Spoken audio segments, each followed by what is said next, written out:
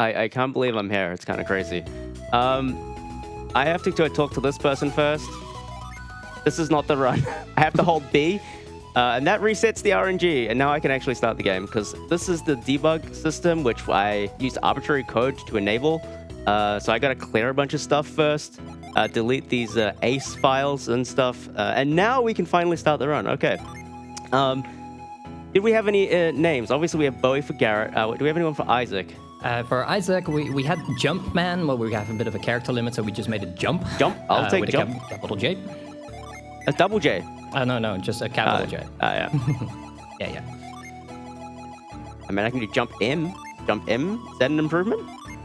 Yeah. All right. Let's go with that. For Garrett, we have Bowie. It was actually all lowercase in the definition, okay. So that's all. It can't be the same Bowie then. It can't be the same Bowie. It's not our Bowie. Our Bowie would be all caps. Yeah. So Good to know. our Bowie would be kind of like this bottle here. Oh yeah. Hard to see. Hard to see. Bowie. Anyway, for Ivan, we have Leo K with a capital L, capital K. Okay. And then for Mia, we have Friend. Friend? Oh. Capital F. How do I spell friend? Like without the I? Oh, guess? yeah, that's true. Friend. Yes, that's what we're doing now. Lovely. Yeah. All right. So that one's my bad, because they asked me to put it to something, and it was my choice, and I miscounted because apparently I'm not awake yet. So you can blame me. Have for you that ever run one. Golden Sun? I don't know. Anyway, we are ready.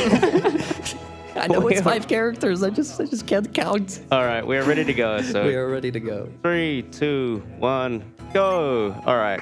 First thing I'm going to do is I'm going to mash the R button. The R button turns off cutscenes. So now there'd normally be a bunch of text here, but we're not going to see anything, which is great because this game has got a lot of cutscenes. If we did this with cutscenes, we'd take an extra hour or so. So it's nice that we don't have to view them. And again, we do have debug enabled. I can do really, really silly things with debug. Like very silly things with debug, but we're not going to do any silly things. We're just strictly going to use it to get rid of the cutscenes, and otherwise recover when I make big mistakes in the run. Oops, that's not the menu anymore. Here we go. Surely there's not going to be any major mistakes. You're not rusty. Not rusty at all. Nope. But yeah, so this is kind of like a side category of the main 80% no save and quit, which is basically no RNG manipulation, which makes it a kind of a more traditional Golden Sun experience.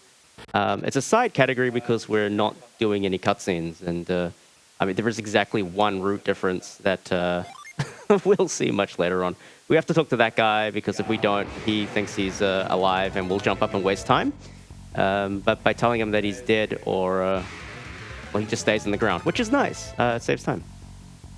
I've got Valyssa here on the couch. I never introduced you, so you want to say hi while we get hit by mushrooms?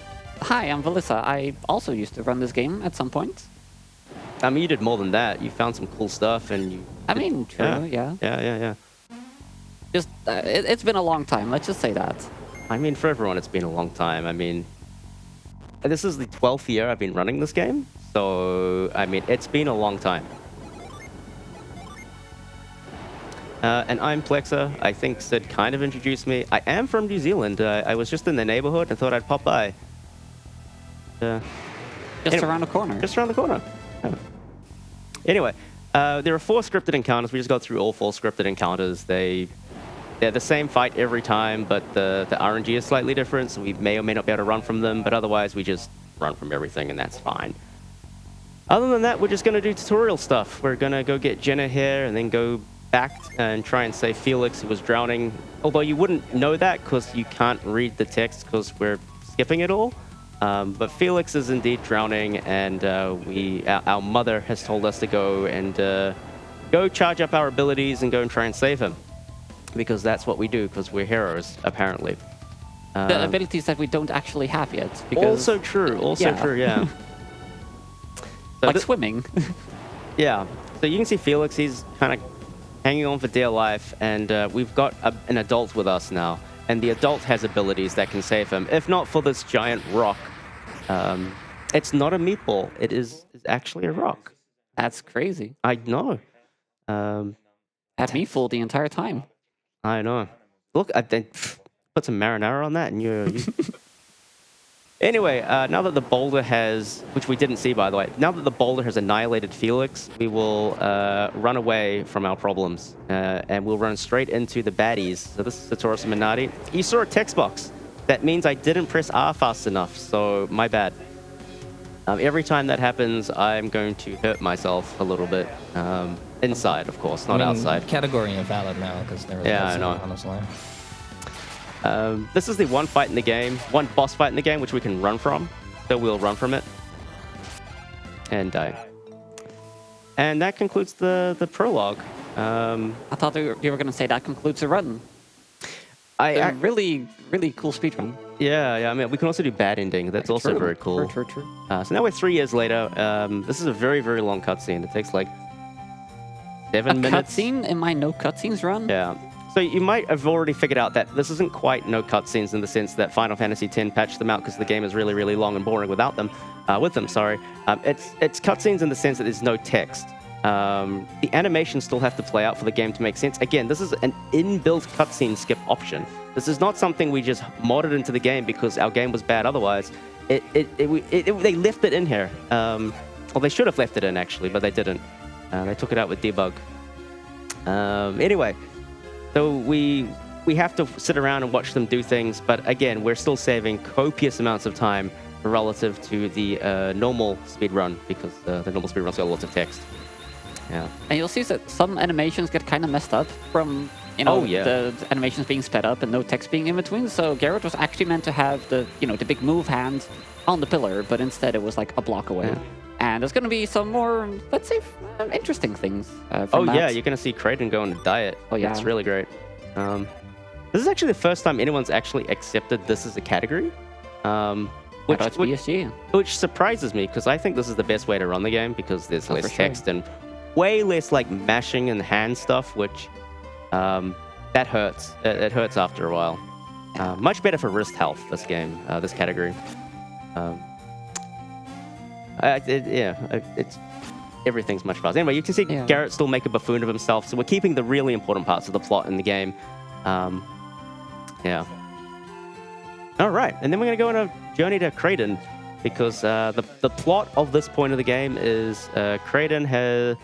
We're supposed to get alchemy lessons from Kraden, the old wise man at the edge of town, because we're a young lad. We're distraught from the boulder that killed everyone 3 years ago, and we're trying to get stronger. Classic Hero Square stuff. And then, oh no, we run into the baddies, who are back in town for some reason, and no one recognizes them. Yeah. So normally when you're mashing through the text, like there's multiple buttons that let you advance it. So it's not just mashing one button really fast, you're also mashing like the shoulder buttons and option. And ideally you're also holding B in some situations, because that makes some text is like wavy, it goes like up and down, and that makes it advance a little bit faster. Correct. So it's pretty intense on the hands. That's actually one of the things you have to learn when you're running the no cutscene version of this, is you need to not press L. So the L button, this one here, if I press that, I soft lock the game. Okay, fantastic. So you don't press L, so we've learned a very valuable lesson. Normally that just turns cutscenes back on and we'll get the dialogue, but I must have pressed it at a terrible time and really mucks things up, so I'm glad I illustrated that. And instantly invalidated the run. I've never finished a Golden Sun no save and quit run without having to go back at a marathon before. Today could have been the day. Today could have been the day, but I wanted to show off. I wanted to show off the L button, and I soft locked the game instead. Like, go me. I just hope that's not an omen for the rest of the run. So this category is like notoriously RNG heavy, like notorious. Like up to a certain point, this run is all RNG. So yeah, we'll see what happens. Anyway, we're entering Soul Sanctum, the first dungeon of the game. It's a tutorial dungeon. We don't even... my screen just died. Oh, there we go. We're back. That was fun. Anyway, this is the tutorial dungeon. We don't even have access to all of our abilities yet. We can just do the basic RPG stuff of attack and cast magic and stuff.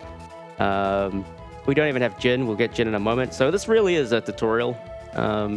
Pretty cool dungeon. The vibes are certainly on point. One of the cool things they did in this game, so there's two parts to this game, so Golden Sun 1 and Golden Sun 2. They actually reused this theme for the secret dungeon at the end of the second game, which was a very nice touch by Camelot. Great theme. Love it. Game in general has absolutely banger music. Oh yeah, Motoe Sakuraba really. This is. Some people call it his magnum opus. I mean, it depends on which game you like, I guess. For me, it's certainly some of his best work. He's also done like the Dark Souls series and some of the. He's done some of the Tales ofs, I think, as well. Like, yeah. Yeah, he's done Tales ofs as well, and Eternal Sonata is like a less known one that he's worked on. It's just all around great. Yeah. Sid is already demonstrating one of the traditions during a Golden Sun run is that we've got to get the host involved in the commentary because typically we have to kill time because of all the cutscenes. We don't have as many cutscenes to kill time though, but I would like to extend my welcome for Sid to jump in whenever he feels like it.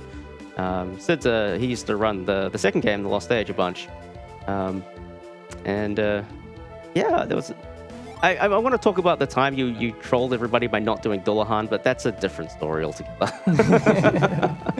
That's maybe that's a different later. game, different setting. Anyway, we're just different game, different time. So you can see that we're just running from everything. Basically, running is very fast in this game. I don't know why. It just maths out that way.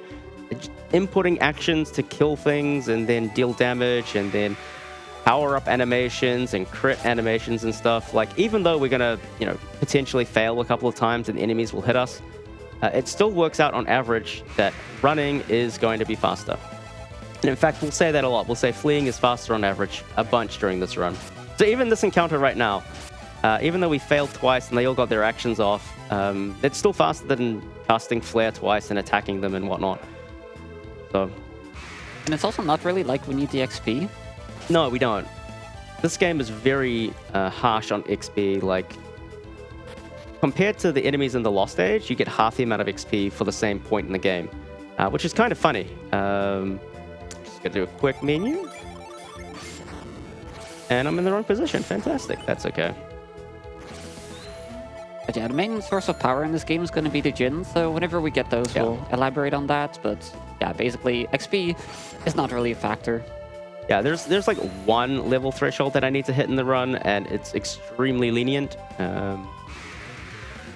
This is... Oh, I got a text first. I was going to say, this is the encounter that we hate to see, because that creeper, the big ghost thing in the middle, takes a long time to do all his abilities, and we got attacks first, which is basically a back attack, so we could just run away instantly, which is fantastic.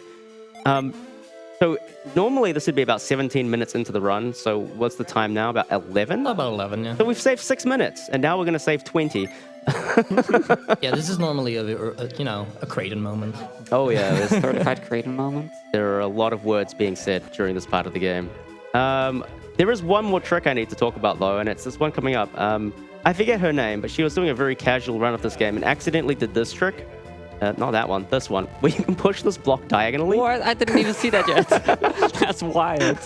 It's the only place in the game that this actually works. Like in this room specifically, this room's got a lot of weird coding. It's a very early room developed in the life cycle of the game.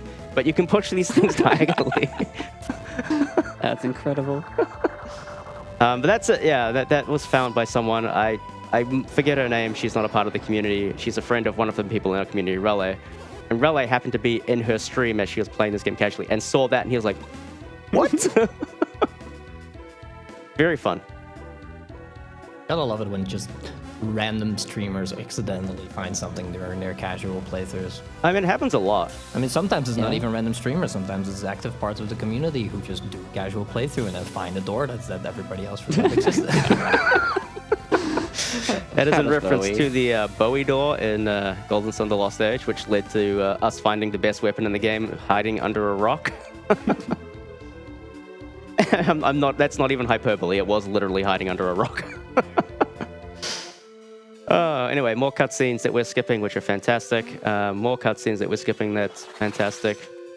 This is the main plot of the game. We're going to get the elemental stars now, and we're going to receive our mission to stop the alchemy being returned to the world, which is actually destroying the world. But that's neither here nor there. Again, we don't have text boxes. I could be lying to you. I don't know.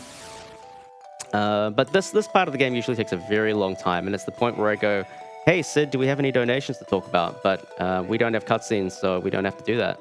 I mean, we could do it anyway. Donations would be good though. You know, there's other stuff I'm gonna have to fill the time with, like donation incentives instead. I mean, there might be a very squiddy incentive coming up. A very squiddy incentive. We still have the Kraken fight incentive. And you might be thinking, if you've played this game, Kraken, that's a mandatory fight. What do you mean there's an optional incentive for it? Well, you know, we have our ways. Meanwhile, Kraden's taking Ozempic, so... Oh, yeah, no. Sorry, continue. He's doing all right. He's okay. But yeah, we're still 45 euros away from that incentive. This is about like halfway to the run, something like that. So do get him in before then, and then we will do the Kraken fight. Yeah, I'll give a little bit more elaboration on that. Sid is correct. We actually skipped the Kraken. There's a really cool way to skip the Kraken in this game. I will be doing that. I will be skipping the Kraken. But if you'd like me to skip the Kraken and then go back and beat it anyway just to prove a point, then go for it. That would be great. So we're just going to jump around this room for a bit and attempt to collect these elemental stars. There's like a lot of lore being dropped here, and like a lot of lore. It's being told in like such a way that it just takes a long time and it doesn't get across what's actually happening super well, unfortunately. Yeah. This is seriously like the lore drop of like the series. So I mean, there's like 2 of them, but like this is the one in this game. Like I always want people to get into the series, but then knowing they have to get through so much text, like it's a bit of a barrier. I mean, that's why my wife dropped the game before she saw the boulder. It's like, there's too much text in this game. I'm like, you know what? Yep. You have a point. It's definitely a product of its time without the old cutscene skip button. I love the cutscene skip button in modern JRPGs. I love it. It's such a good feature. Shame we don't have it. Oh well. Anyway, that's Felix. He didn't die. Surprise. That's spoilers. There's a masked man. Oh, sorry. It's not. The reveal hasn't happened yet. My bad. There. Oh my god. It's oh my god. That's Felix. Here it is. There he is. That's supposed to be a big moment, by the way. You're supposed to be very shocked. I mean, it was huge. Yeah. Also, Kraven's not just getting thinner; he's also getting longer. So yeah. You know, pretty impressive at his old age. He's doing his best long cat impression. Remember that? Remember the long cat era? That was. Can you like stop saying things that make me feel old? This is like the second thing when first you mentioned 12 years of speedrunning this, now long cat. Come on. To be fair, you haven't been speedrunning this series for 12 years, so there you go. No, that's true. I mean, when did you do your first RPGLB run? Like 9 years ago? I mean, oops, sorry. That's just rude. If you know it was 8. Oh, my bad. Still, that's still. Yeah. In the meantime, we have a donation from Duncan right here behind the tech desk. Hi, Duncan. Thanks for donation, Duncan. He says, kill that Kraken. By the way, question from Tech here. Do you need a laptop charger? Nah, we're good. We're good? All right, sounds good. My laptop's got great battery life. Or at least great enough to last the hour it needs to live. A pretty low bar, but fair enough. Yeah. More plot, by the way. This is also big revelation. Big stone guy coming out of nowhere. Apparently he's like the god of this world or something like that. So yeah, big lore drop moment. We're really kind of scooting past all of the significance of this. Basically, bad guys want to light the lighthouses. We don't like them lit. Yeah. But we actually do like them lit. Actually, I mean, you know. I will promise you, though, the plot of this game and the second game are actually quite good, especially for its time. It is a little bit dated in the sense that you can't do like the cutscene skip and stuff, but there's a lot of lore, a lot of great attention to detail, a lot of like the mind read to get extra lore out of people is fantastic. This game is really something special. It really is. We're just not going to see any of it, so it's fine. We'll see plenty of special things, whether good or bad. And you know, lore is extremely powerful in the Golden Sun universe as well. It's so much so in Golden Sun 3, if you read the lore book, which explains the plot of the first 2 games, it actually drives monsters away. It's really cool. Yeah. I'm glad that exists. So good. It's very cool. Why couldn't this game have that? I mean, just driving monsters away in general would be great. Yeah. Anyway, all right, so we're done with the tutorial stuff, and we actually get to play the game. So the mountain is caving in, so we've got to do a Indiana Jones style segment to run away from the crumbling mountain, or we could just use retreat. I don't know about you, but I definitely ran back as a child. For sure, 100%. I don't think I ever used retreat except for one time to be like, what does this do? Oh, Cool. that's what it does. Nice. And then just forget about it. Yeah. So yeah, instead of an Indiana Jones moment, we just used magic to escape, and now we get more lore because our reward for escaping the lore tunnel was the lore sanctum. So we're just kind of trapped here for a while. The good news is it's like we're 18 minutes into the run, and normally this is 37 minutes into the run. So you've all saved 20 minutes of your life by allowing me to run this version of the game and not the longer one. So thank you everyone for that. I appreciate that. More time to hang out here in the Netherlands, which is extremely cool. Yeah. Yeah. I do love being here. It's a great country. I'm here a lot, so it's good that I like it here. It'd be kind of awkward if you didn't actually like it. Yeah. I mean, functional public transport system. Everything runs on time. Very flat. Mine is my tram being cancelled on the way here, but let's not mind that. Okay, not a yeah, that's problem. true. Yeah. I mean, relatively speaking. I mean, yeah, like in general, I can't complain too much. We love to complain, but it's not That's too very bad. true. Yeah. A national tradition to complain. Yeah. No, it's great to be here. Great to see old friends and new friends and all kinds of people. Fantastic. Anyway, more lore. We don't care about lore. That was God coming to tell us that we're the chosen one, by the way.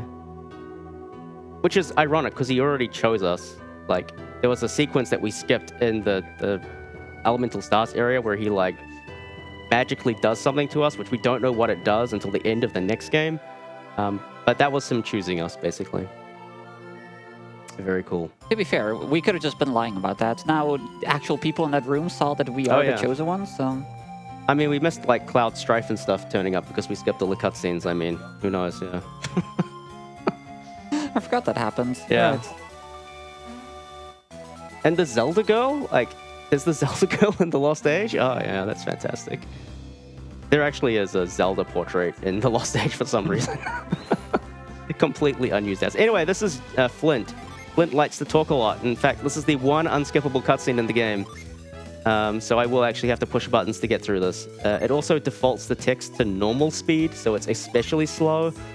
And after I get out of this one, the next menu, or the next series of cutscenes after this only respond to the A button, so it progressively gets worse. Here, this one only responds to the A button. Every other button does nothing. Anyway, that's Flint. He's going to tell us how to use Jin, which is the game's, like, I don't know, it's why it's a good game, basically. The Jin system is really incredible. It dictates classes, abilities, just all kinds of stuff. It is really deep, really fascinating, really complicated. We're going to, like, very superficially engage with it in this run. In the Lost Age, we really put the Jin system to its limit. And in Dark Dawn, we just put everyone in apprentice class because Moloch exists. That's a long story, but yeah, Jin really just make this game so memorable and, like, interesting. Because, like, even if you could replay this game, like, so many times, just sticking to different classes or different restrictions with the Jin. There's a lot of options. Exactly. And the whole gimmick is, like, each Jin's got its own ability. You use the Jin, and you lose all of the bonuses from the Jin, but it becomes summonable. And the more Jin you have that are summonable, the more powerful the abilities you can use are. And I'm taking time to explain this and not magic, because the magic is kind of irrelevant past, I don't know, 20 minutes from now. We just do not care about it. Whereas the summoning mechanic is our main way of dealing damage, and we will use it literally everywhere. Because it's broken in this game. Not because summoning itself is inherently broken, but because the rate at which your Jin recharge in the overworld to bring them back is broken. That got nerfed in the second game, but it is far too lenient in this game. Okay, well, the old woman got out of the way, old lady got out of the way. We managed to get through. We're going to pick up this nut because in practice I forgot to get it earlier, and that was a big mistake, and I looked stupid. This is Ivan, our fourth character, although it's not going to be called Ivan. It's Leo K, if I recall correctly. Indeed. Be correct. Also, how is this already the second run in a row where we mentioned nuts? Well, I mean, that nut's a very important nut. Yeah, It it's makes... important to have an important nut. So. Yeah. It's not a hard nut, but it is still an important nut. There is a lady that gives us an old nut if we save her life. And I was very, very tempted to make her an incentive, but I don't know. I'm kind of tired of doing her as an incentive. She can just die in a river, unfortunately. Don't worry, though. Canonically, she survives. She exists in Dark Dawn, so it's all okay. Don't worry. So now we got... Somebody will get there. Somebody will. So what we're doing now is we are catching the bandits. They've been troubling people around town, and they stole Ivan's rod. So we're trying to find out where the rod is. So he uses his mind read ability to find it out. So we found it out, and now we're going to go get his rod from the storehouse. Bowie loves to pay attention to that girl there who is looking for the guy who's being captured. If you'd like to know more, please subscribe to Bowie on Twitch. All right, so here's the guy who got beat up by the bandits, and there's a whole bunch of loot that they've looted over in the right side of the room. And now we have to fight the bandits because we've discovered their hideout. And even if you say, yes, we'll join you, they say, they twist our words and say, only if you'll turn us in or something. Anyway, we're going to beat these guys. So this is Ray. Ray is a very powerful ability. We're going to see a lot of it. The guy on the left is defending. That's very interesting. It's interesting because he did it in practice as well, and it's completely random, but he did it in practice, which is very funny. Yeah, so when you're defending, you just take 50% less damage that turn. Just and what we don't want to see in this fight is herbs. So there can be up to 4 herbs used in this fight. We've seen 1. The brown guy cannot use a herb until he uses a smoke bomb, which he's already done. So now he can use his 2 herbs if he really feels like it. He uses Slice. That's just as bad. It's fine. Slice has a chance to do double the damage, and he didn't do it, so that's great. That's 2 herbs. Fantastic. Ooh, Isaac is looking a little bit dicey here. But it should be fine, because this guy's probably almost dead. And Garrett missed. Interesting. That's a classic Garrett moment right there. And that's the bandit fight. Normally that doesn't go badly. I mean, 2 herbs is better than average. Average is 3. So we'll definitely take 2 herbs.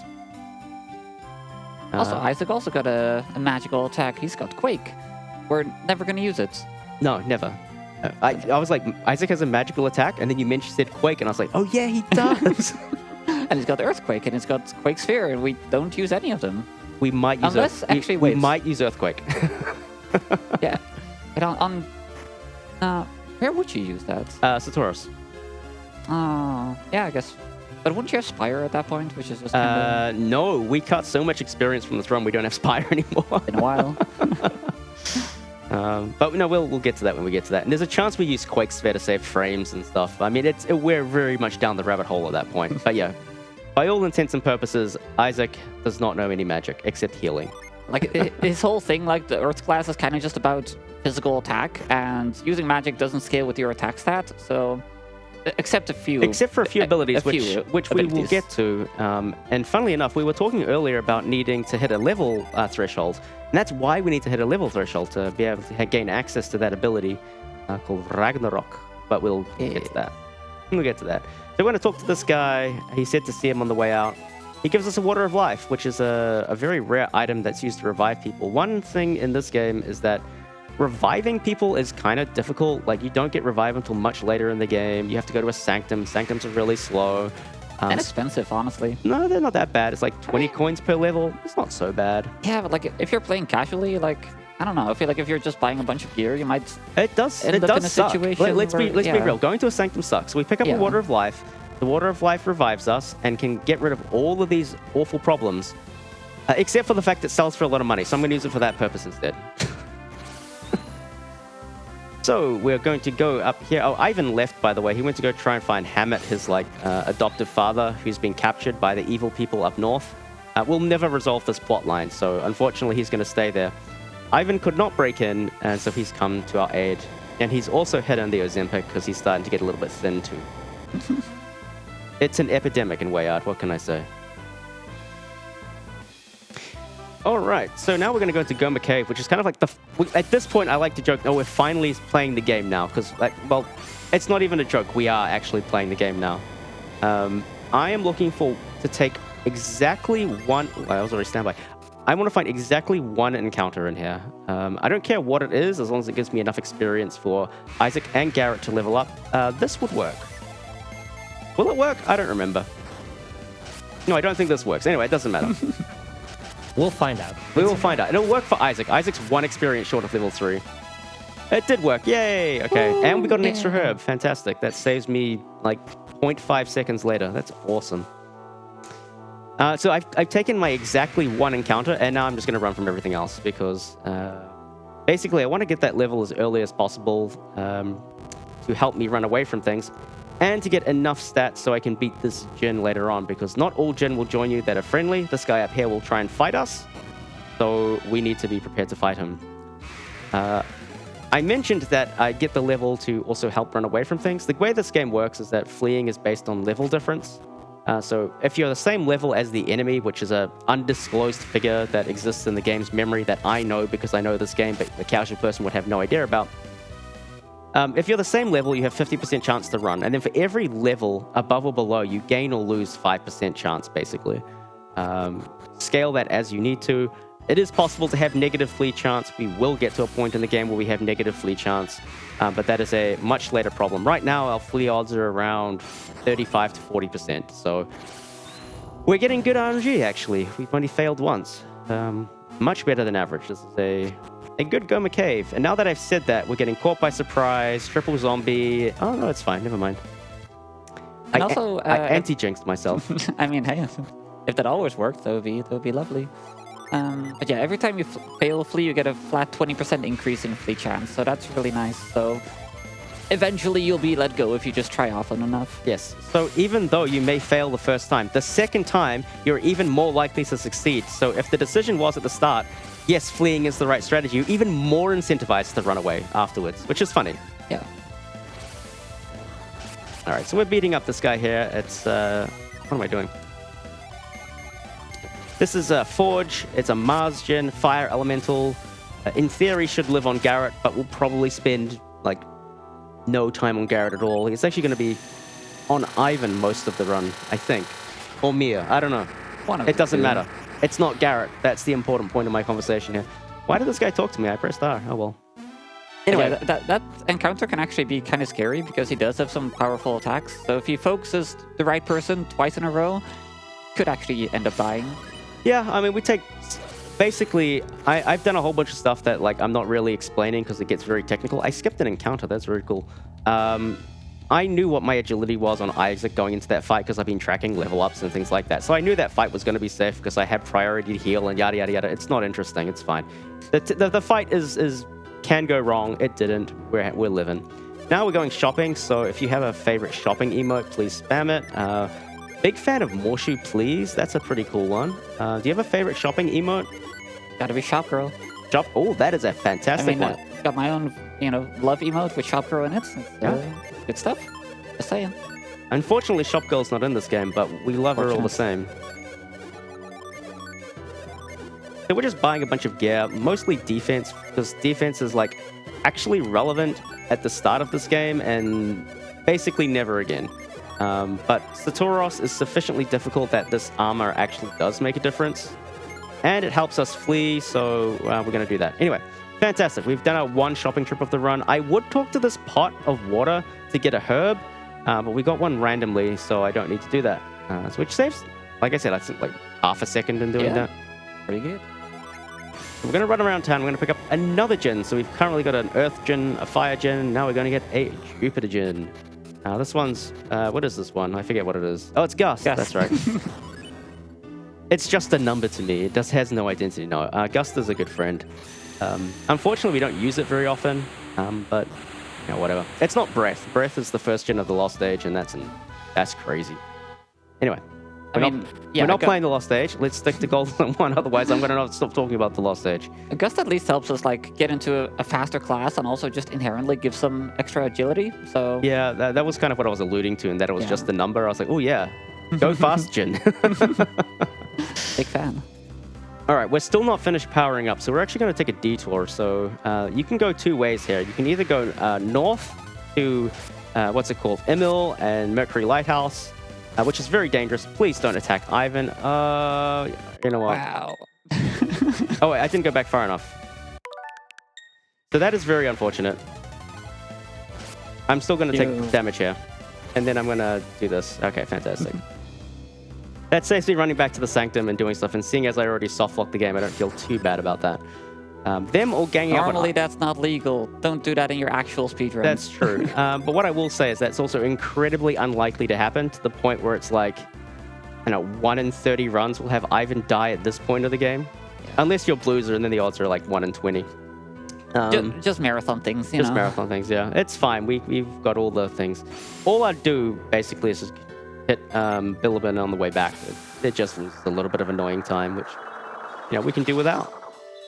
Because I want to spend that time fighting the Kraken instead. So if the choice is Rewind or Kraken, I will pick Kraken every time. So one thing that I find kind of interesting about this game, there's the defense stat, but there's no... You can't equip anything to increase your resistance except for like very specialized like artifact gear.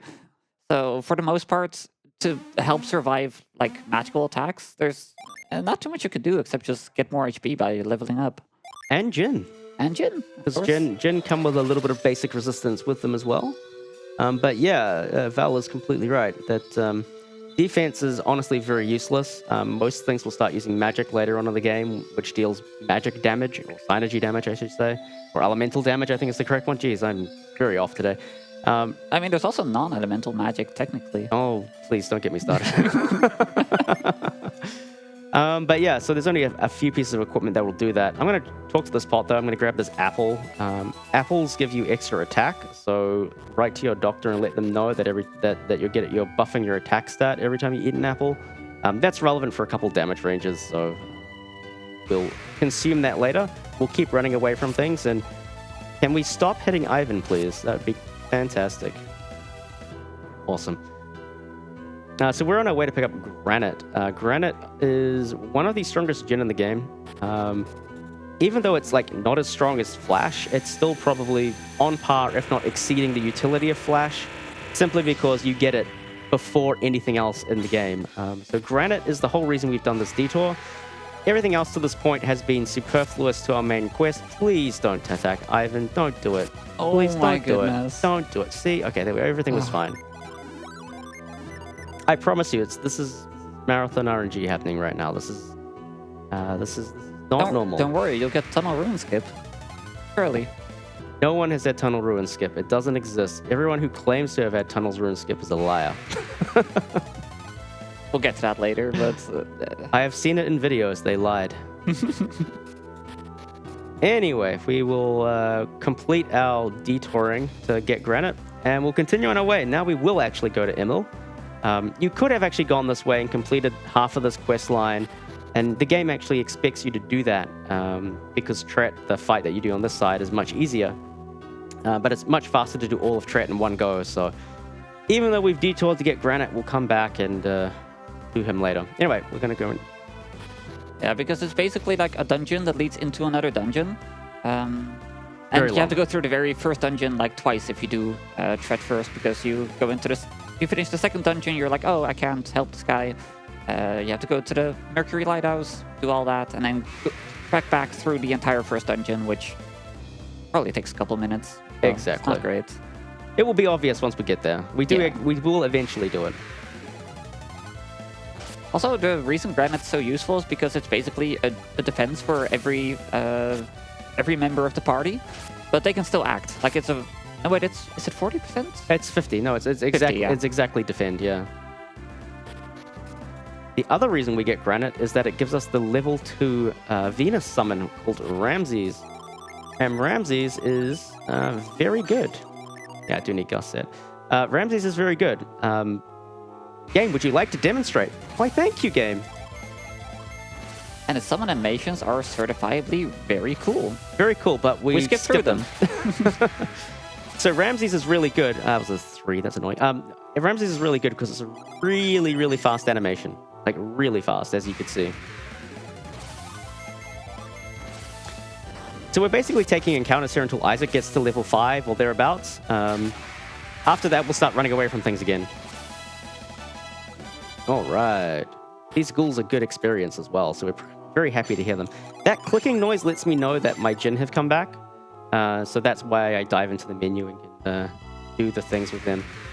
In a way, I kind of feel like this system would be less exploitable if they just didn't come back from running. Like if the only way to get them back was to either set them in battle or to summon them. But most people would probably just not bother and just spam attacks, as they kind of, for the most part, already do. Yes, but I also think TLA did it really well as well, where they just nerfed the rate at which PP and Jinn recover. Fair enough. And I think that balanced it out better. I still would have gone even harsher on the nerf, but whatever. TLA, Golden Sun 1 is just silly with the amount that it regens. It's like actually crazy. Yeah. Summons are still really powerful in TLA, honestly. They are. Like, you have so many options, but then, summons are kind of just really strong, so we don't really engage with the magic, the synergy too much, and like physical attacking's not really a thing we do in the run. Because that only works if you're like really powerful, like level-wise. Oh gosh. I failed fleeing 4 times. So Val mentioned earlier that every time you fail a flee, you get plus 20%. I failed like a 98% flee there. That was fantastic. The death does not matter because we're about to hit the Sanctum over here anyway, so that's fine. If that happens later, we will be seeing the rewind screen again. Revive Garrett.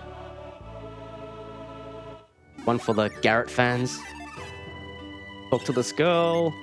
Not everyone at the same time. Where's the Garrett fans at? So now I'm going to do a trick. I don't know what we call this trick, but we call it Lost Cap. By canceling move on the snowman, we knock his hat off. Very cool. That's the trick. That's all there is to it. Nothing else interesting happens. No, actually, we knocked his hat off and it's on the ice, so we can knock off the ricochet off of it and grab another Jinn. So this gives us our second Fire Jinn, giving us access to Tier 2 Fire class, Tier 2 Fire Summon. Very, very cool. Very important Jinn. That's Fever. Now we meet our 4th character, Friend, without an I, in case you were wondering. Friend is a cleric. She heals people in her town. Everybody's sick because alchemy is going away, and the lack of alchemy is making everyone sick, even though we're trying to stop alchemy restoring to the world, so we're actually the bad guys instead of the good guys, but whatever. We will quickly fix this problem, however. Pick up this bottle. We need it for later. Again, forgetting that bottle is a classic speedrunner moment. We need to fill it up after we complete this dungeon. All right, so now we come to Mercury Lighthouse. So there are 4 lighthouses in the world: Mercury, Venus, Jupiter, Mars, and each one of them is responsible for keeping synergy kind of away from the world, or alchemy away from the world.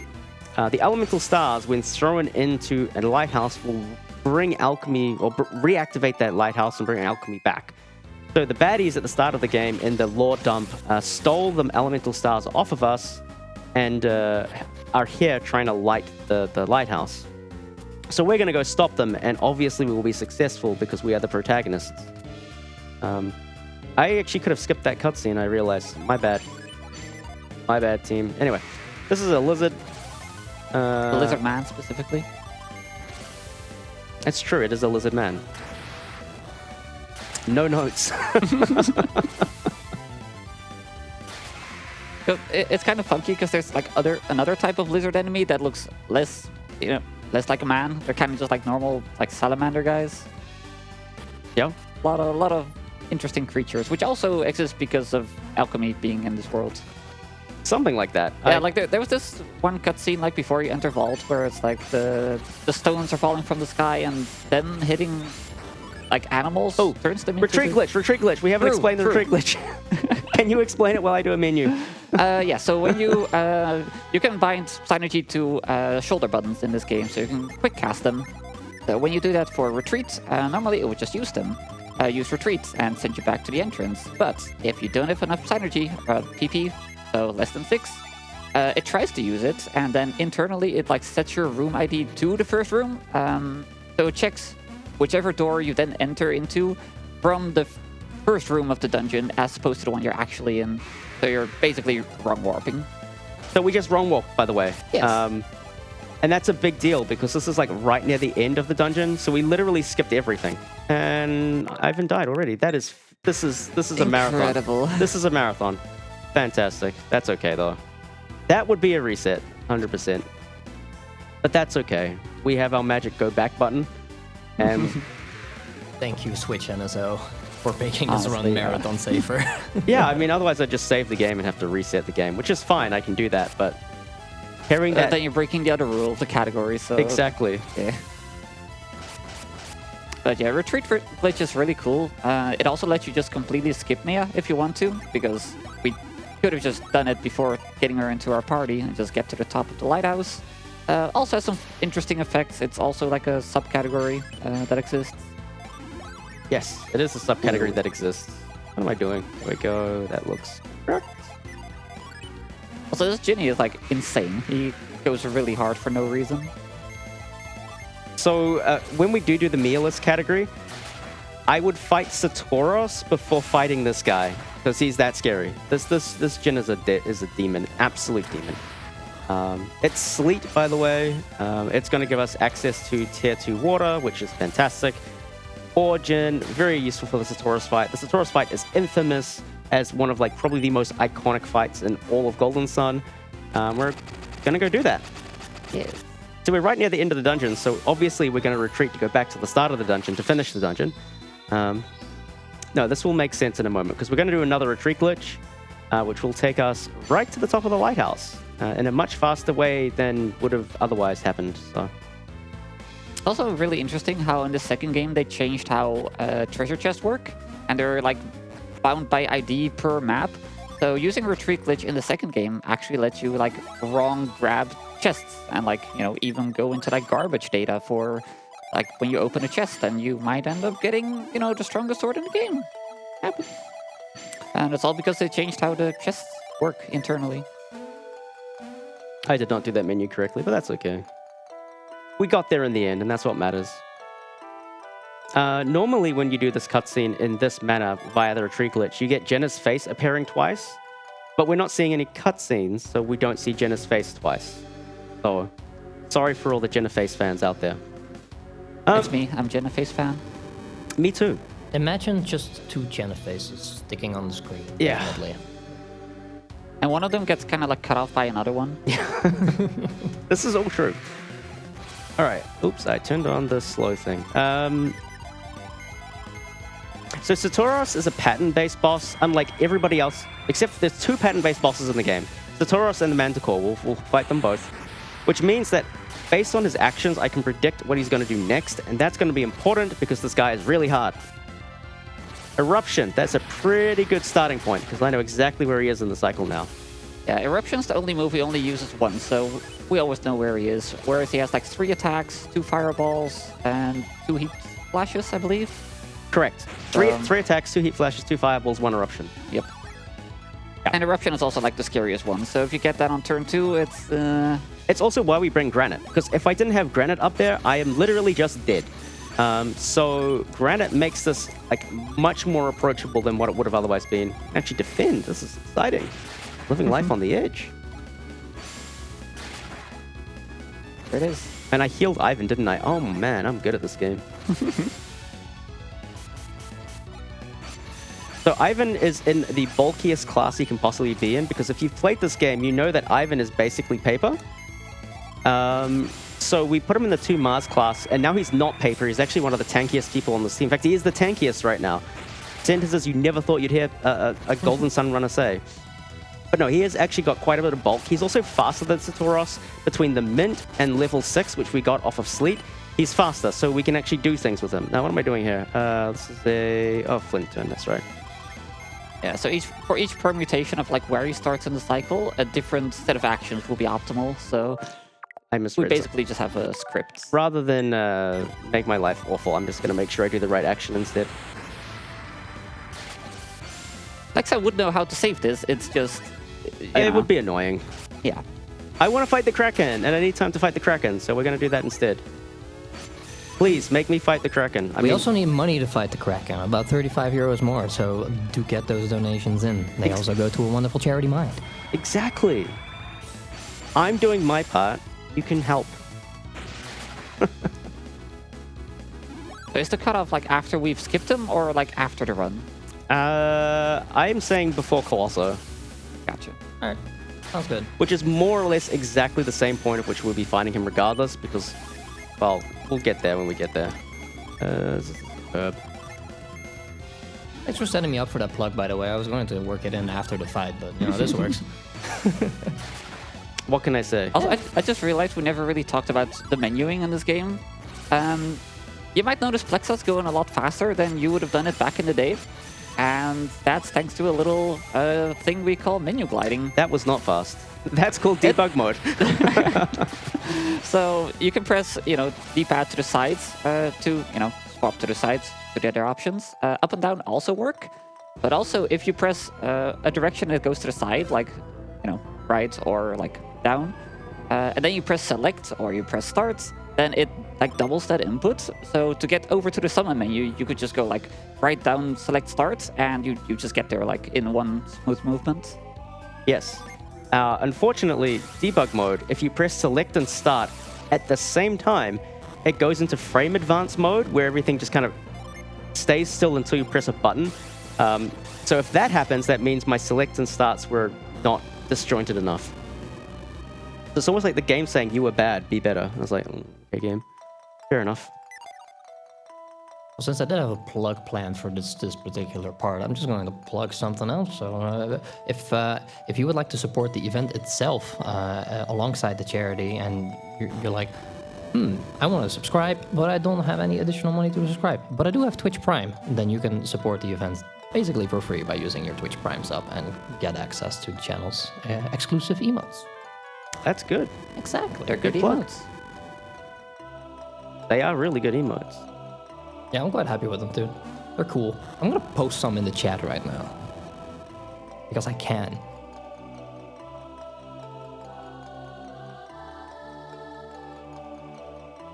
Dang it. Yay, I did it. Okay, there we go. That's me trying to show Definitely off. save time. Yeah, basically there's a frame perfect trick that allows you to fall off of ladders and climb up ladders. That one was just for swag, although in that case I was more egg on my face than swag. But there is another one coming up which actually is required, well, not required, but like optimal to do. Also, swag is time neutral. Gotta remember. Correct. Oh, I didn't do my menu. It's fine.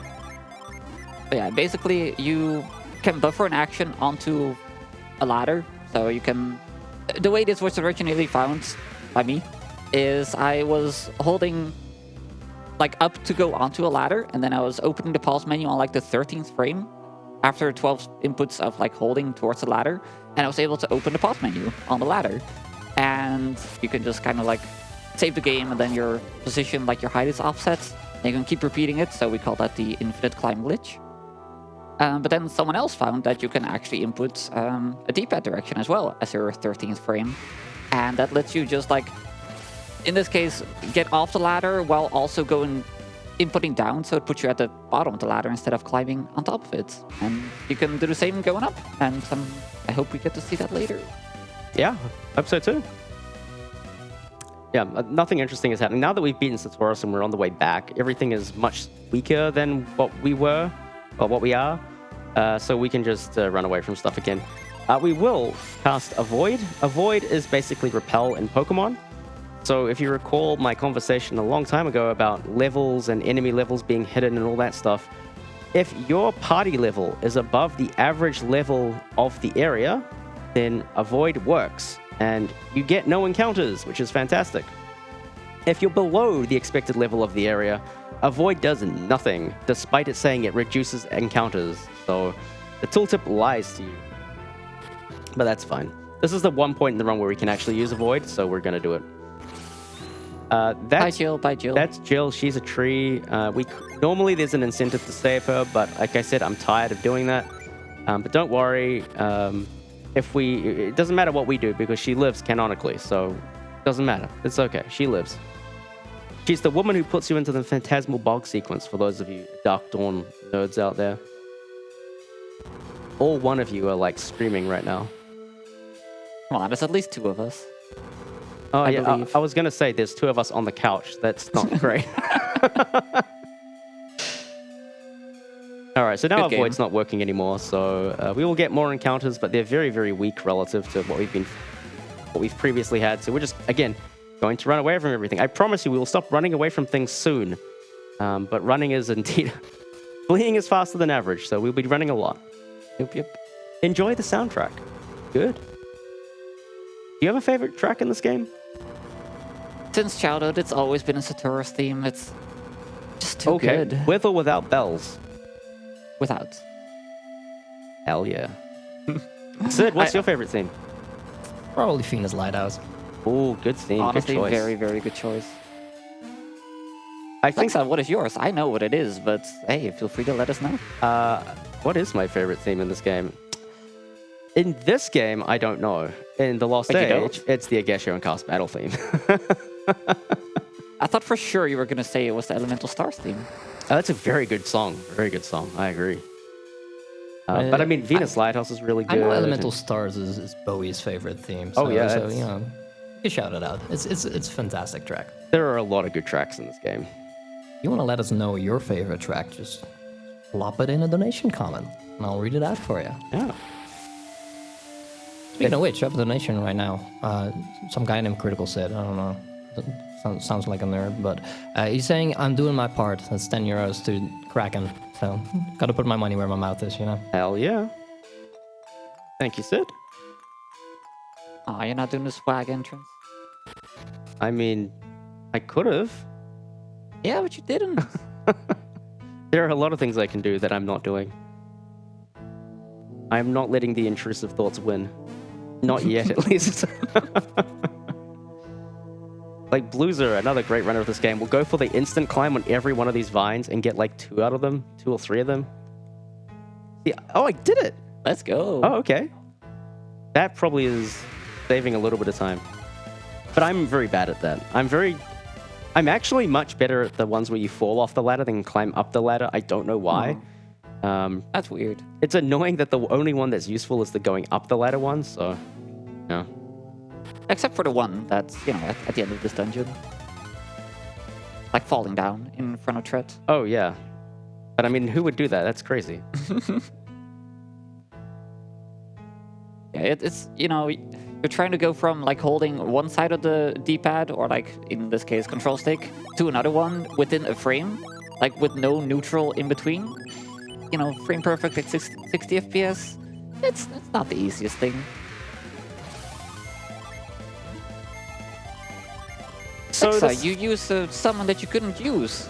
What's the deal?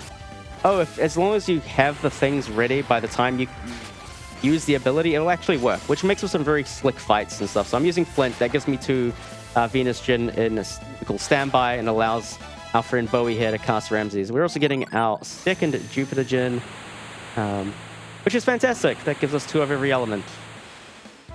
Very cool.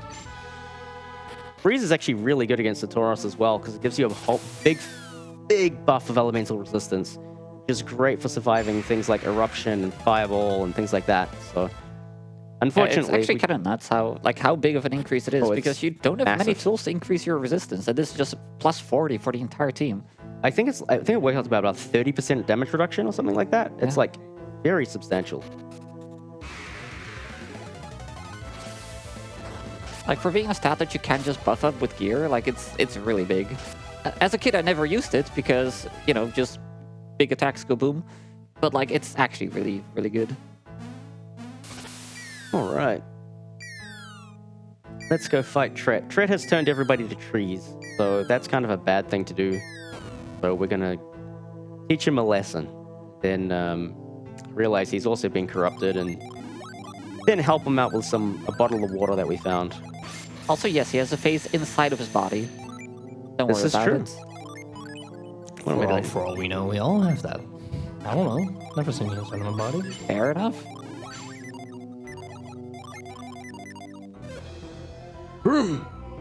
So Garrett on the treadmill.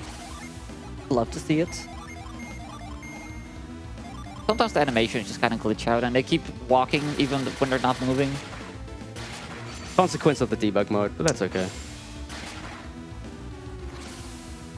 So Tret is pretty much... Like, we're intended to fight Tret before Satoru, so this guy is really not difficult at all.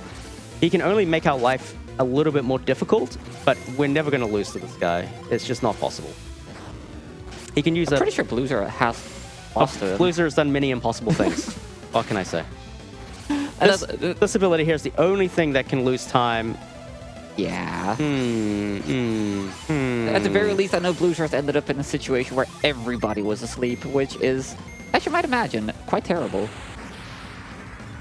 I think this will still kill, but we'll find out. Dang. All right, he's got like 10 HP.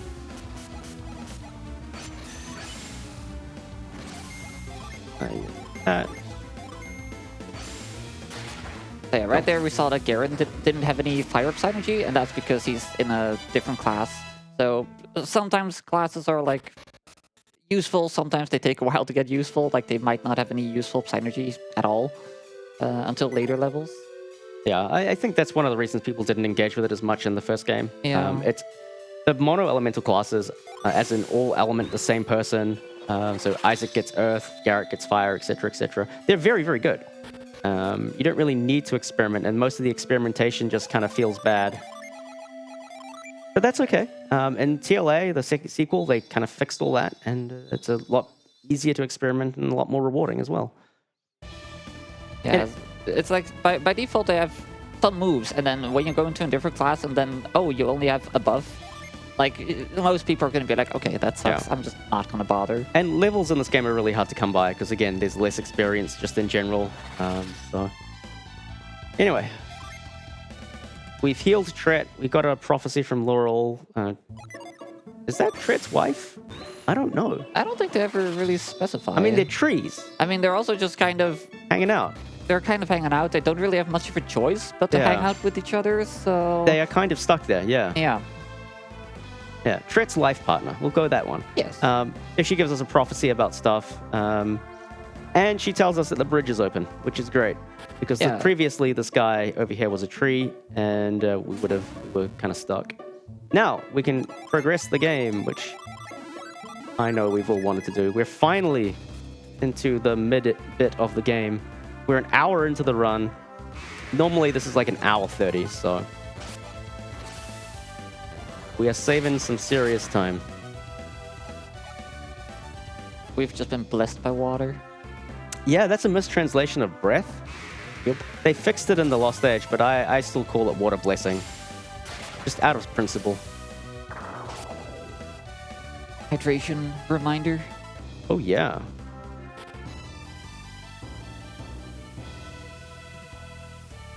Alright, so now we're going to Fushin Temple. This place is entirely optional. So, like, oh my god, Speedrunner, why are you doing something that's entirely optional? Well, we can get our third Jupiter gen here called Zephyr. It turns out that even though this takes like 2 minutes to get this gen, it saves enough time going out of our way to get it than not getting it. So we do it. So in classic Speedrunner sense, Speedrunner, why are you doing X? Because X is faster. That is true.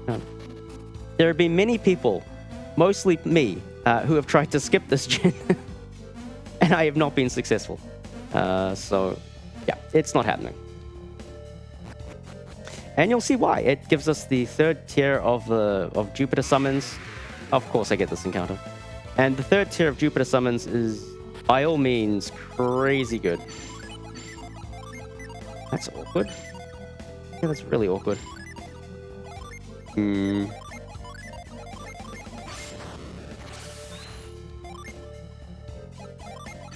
Right here is kind of just trying to get below 6 PP. But I guess also try not to get too low because we do want to retreat out of this place again after we get in here. Exactly. Should be fine. Alright, this is Zephyr. Zephyr likes to run away, which is a mechanic I haven't mentioned until this point, so now it's definitely going to happen. No, Ramses.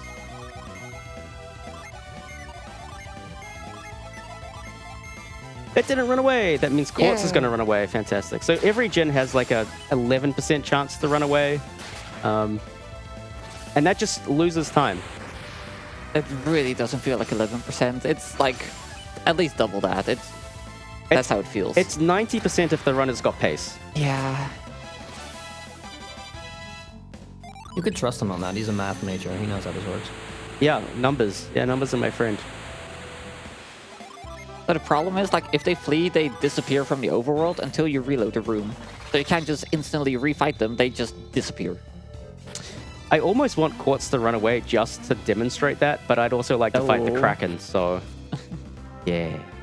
Yeah, of course, like, you have to solve this puzzle where you push a block and, like, push some logs around, and it... Well, we're going to see him very, very soon. Yeah. I'm just saying, it takes a long time to reset that room. That can't be right.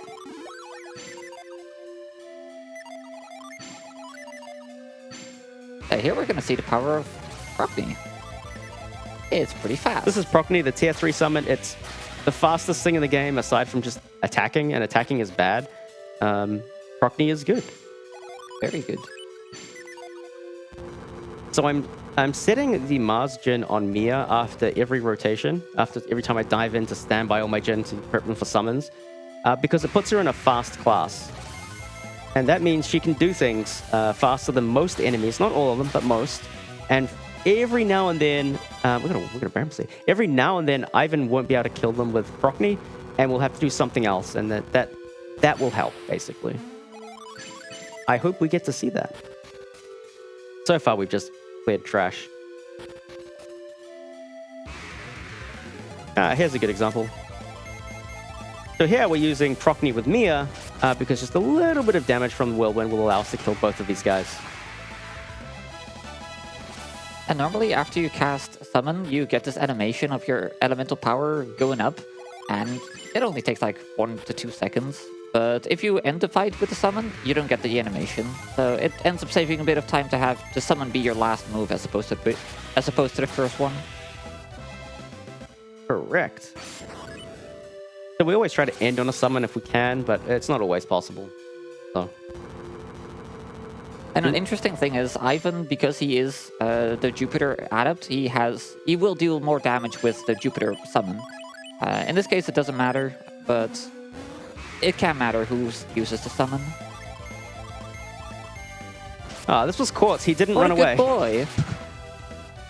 Now that I asked him nicely to run away to prove my point, he decided, actually, you know what? I'm going to do the fastest thing I possibly can do. Thank you, Quartz, for cooperating, I think.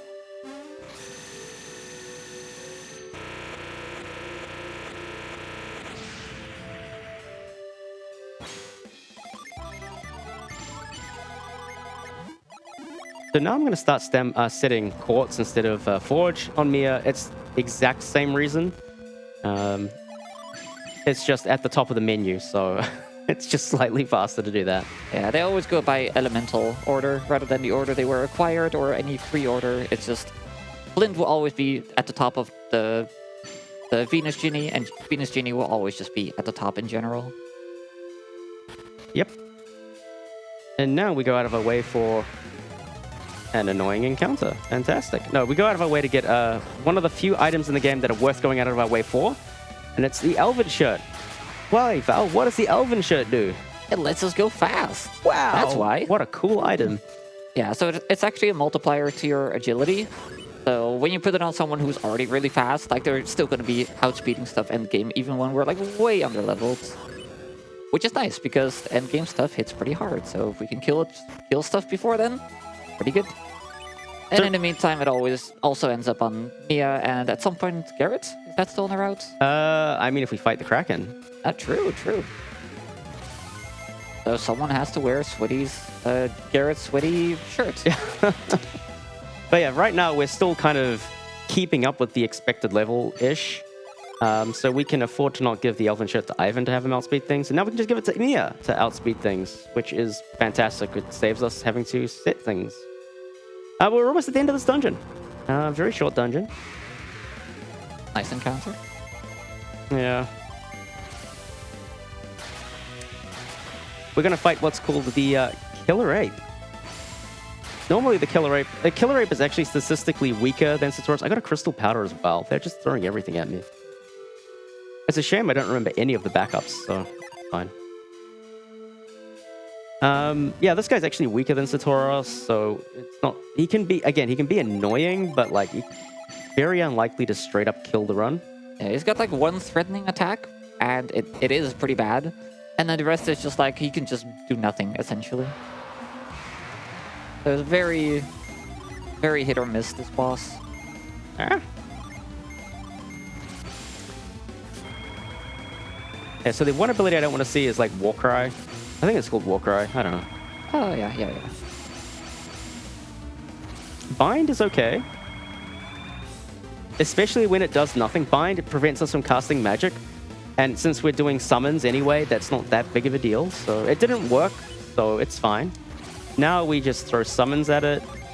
And if I was smart, I would use the Bramble Seed here instead of something, but I don't remember the details, so we'll just go this way.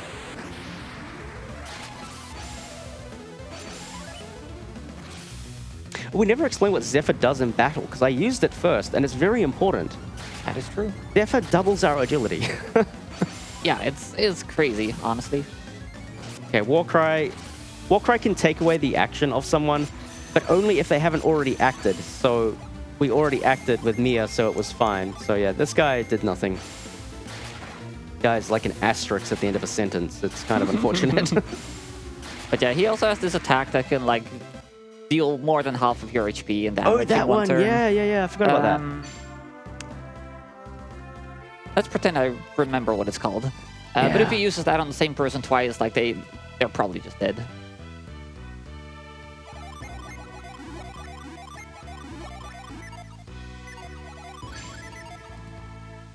All right, that's like a little bit of an auto-scroller, kinda. Oops, we didn't skip that cutscene. That's fine. Oh, rude. Why would you do this? Did I do it correctly? Yo! Yeah. That was legitimate. I wasn't pulling up this time.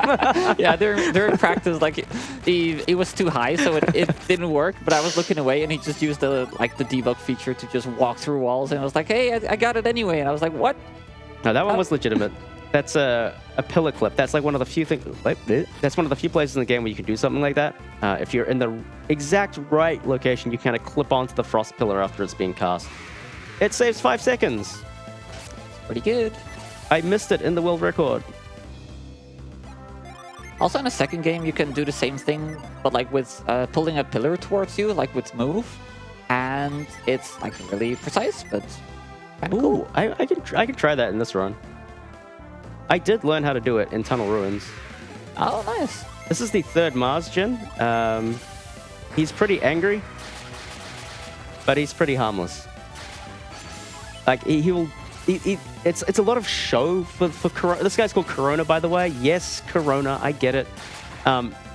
He does a lot of damage, but like he can't kill anyone. So he just gets his one action off, and then that's it.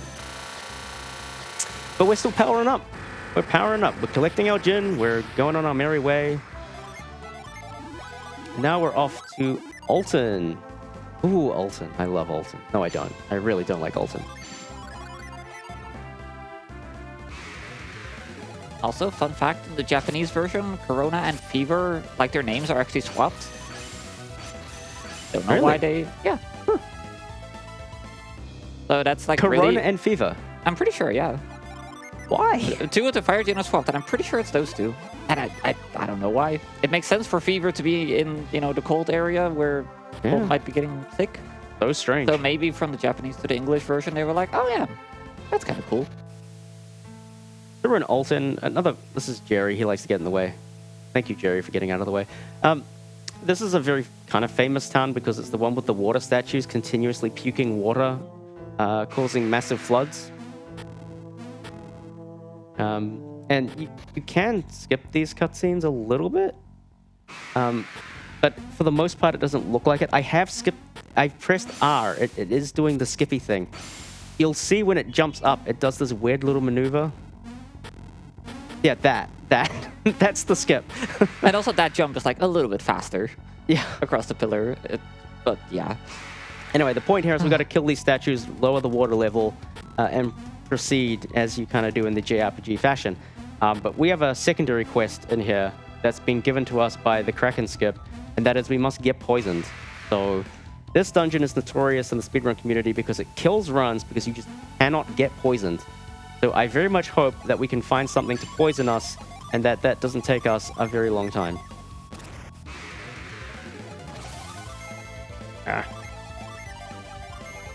Whereas the frame advance thing really messes up the menus.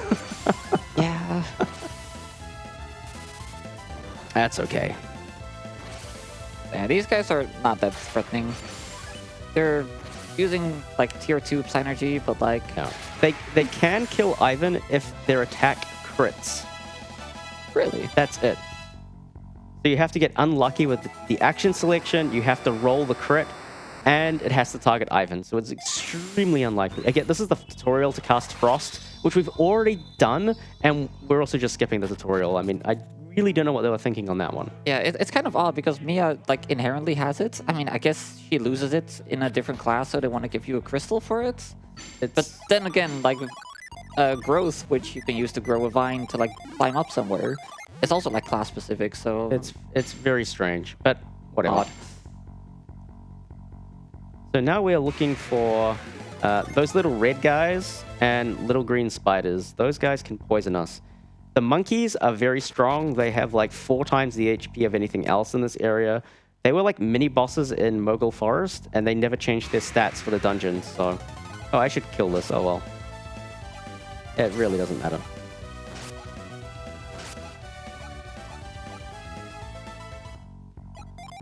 That is not healing. That is douse. I do really appreciate that you can use some of the Psynergy in the overworld. Like, yeah, why wouldn't you be able to just like summon a rain cloud if you can do it in battle? But there's some fun little puzzles with that. Yeah, I mean, this was one of the first JRPGs I ever played. So when I played like other things, like I don't know, like a Dragon Quest or whatever, I was kind of like, why can't I just cast Fireball and blast through the wall? Like, yeah, kind of got spoiled by this game. Here's the second living statue. Literally the exact same fight and the exact same menu mistake. Wow. Again. My fingers are not as young as they used to be. Seeing as that's the theme for today, apparently, being old and young. Apparently that's the theme. Yeah. What we're doing now. Yeah, like they never really require you to do any like super intricate stuff with the Psynergy puzzles, but still kind of neat. Like sometimes they'll have used 2 different ones that like interact in some way. But Yeah, in this game, they're mostly used as kind of like the Zelda type formula where it's like you get in a thing, you use the thing, and the thing does the thing that lets you get past the thing. TLA, they're a little bit more creative around how they use the abilities and bring them back and stuff with them and whatnot. Yeah, like sometimes there's this environmental things as well. Like there's this cave where there's water droplets falling from the ceiling, and you have this lit torch that you have to move around. So you have to be careful not to move it while it's being dripped on. Oh yeah, that puzzle does exist. Oh. I don't remember the last time I did it. It's fully skippable. Anyway, this is the minecart. Very cool. Hitboxes are also very cool. I can ruin the minecart for you. If you watch the minecart jump, you can see Isaac's shadow. So pay attention to that because we're about to jump. All right, pay attention, pay attention. That was a little bit too early. Sorry. Pay attention, pay attention. Here's the jump. Here's the jump. Woo! That's incredible. Never noticed. No, now I've ruined it for everyone. Sorry, everyone. Or improved it, arguably. So right now I'm kind of like, where's the ink? Where's the poison? So I'm kind of feeling very uneasy about things. So we'll see what happens. This is not a poisonable encounter. Good for experience.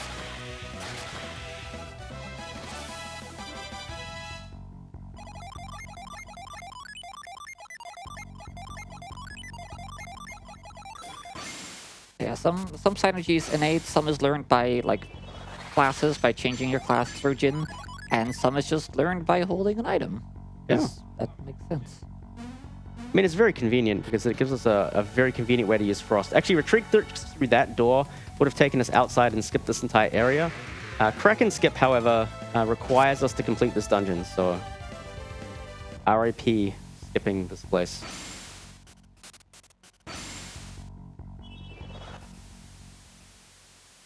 Righty. Please, I want to find something needs to poison me. This can't poison me, damn it. Okay.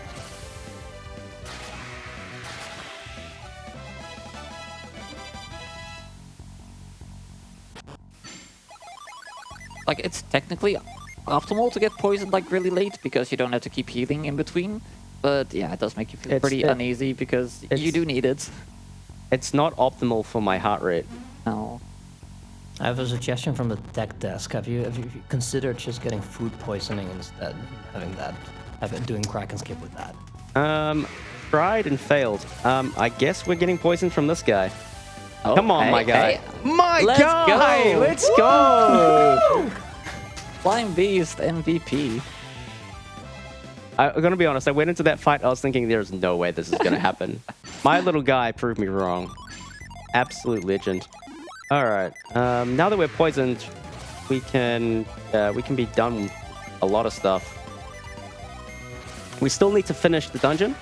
We will get our 4th water friend, which we will use poison for, which is very cool if you haven't seen that before. And then we'll go get the ability from this dungeon. Oh, we all got level 11, which allows us to outspeed this guy. So now instead of taking damage, I can just use the Time Lossosaurus, aka the 3rd level of the Venus summon, to beat it instead. We try to avoid using that dinosaur because it's really, really, really, really, really slow. It's just in this instance, it just happens to be faster. Which is in itself a miracle. Cybele being fast at all is crazy. He's just a little guy. What can you say? Yeah. Alright, so we're almost done here. I need to prep a retreat glitch, so I'm just gonna heal off this poison damage a bunch.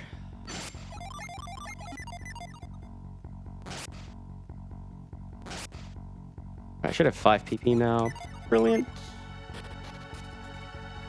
How long until the crack and skip? Plenty of time. Plenty of time. You're going to be seeing that poison effect all that time. That's gonna be fun. Speaking of crack and skip, if you want Plexa to, after that skip, go back and beat the Kraken anyway to prove a point, we're 25 euros away.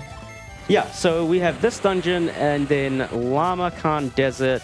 Then we do the Kraken skip, and you've got just a tiny bit more time after that. So we have time, not a lot of it.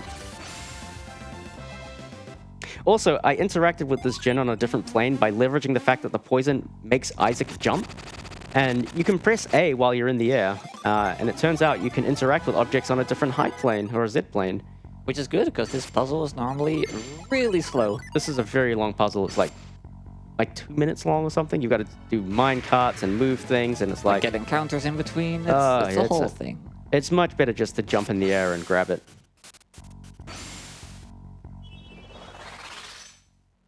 So all that's left now is we need to beat the boss.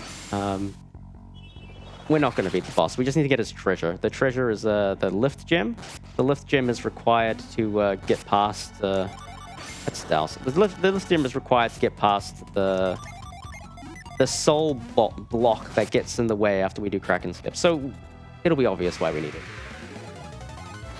These are the other guys that could have poisoned us, but they didn't show up. They're not nearly as cool as our... Now you get to choose who gets to keep the poison. I mean, Garrett's keeping the poison, but I mean, this is just a little bit rude. Just a little bit rude. I mean, that rapidly turned into a lot rude, honestly. Oh my goodness. Game's so funny. This game is... I love this game. Does it love me, though? That is a different question. Anyway, we just gotta get to the end of this corridor. Please, corridor. Let me get to the end. Please. Please. Yay! Alright. Also, we get like 5 seconds of one of the best music tracks in the game. Oh yeah, watch Garrett like kick a sign. Do not strike. AKA, I'm gonna strike it. This is a real Indiana Jones moment, and in cutscene skip, the boulder catches up to us, which is not so great. That's like the versus mode music. Because this game actually has like a link cable versus mode. You can fight each other. 3v3 versus. You can use a Nintendo Switch online. Alright, this is the one place where the down-up instant climb saves time. Yay, I did it. If you're good, it saves time in a lot more places. Just saying. You're not wrong. Anyway, there's this just out of bounds area here for some reason, and we can go behind the living statue of a Hydros statue and grab the lifting gem instead of fighting it. And everyone just universally agreed that this was a great thing because that fight's not very interesting. All right, now that we've got the lift gem, we are actually all done here. I do need to heal up a little bit.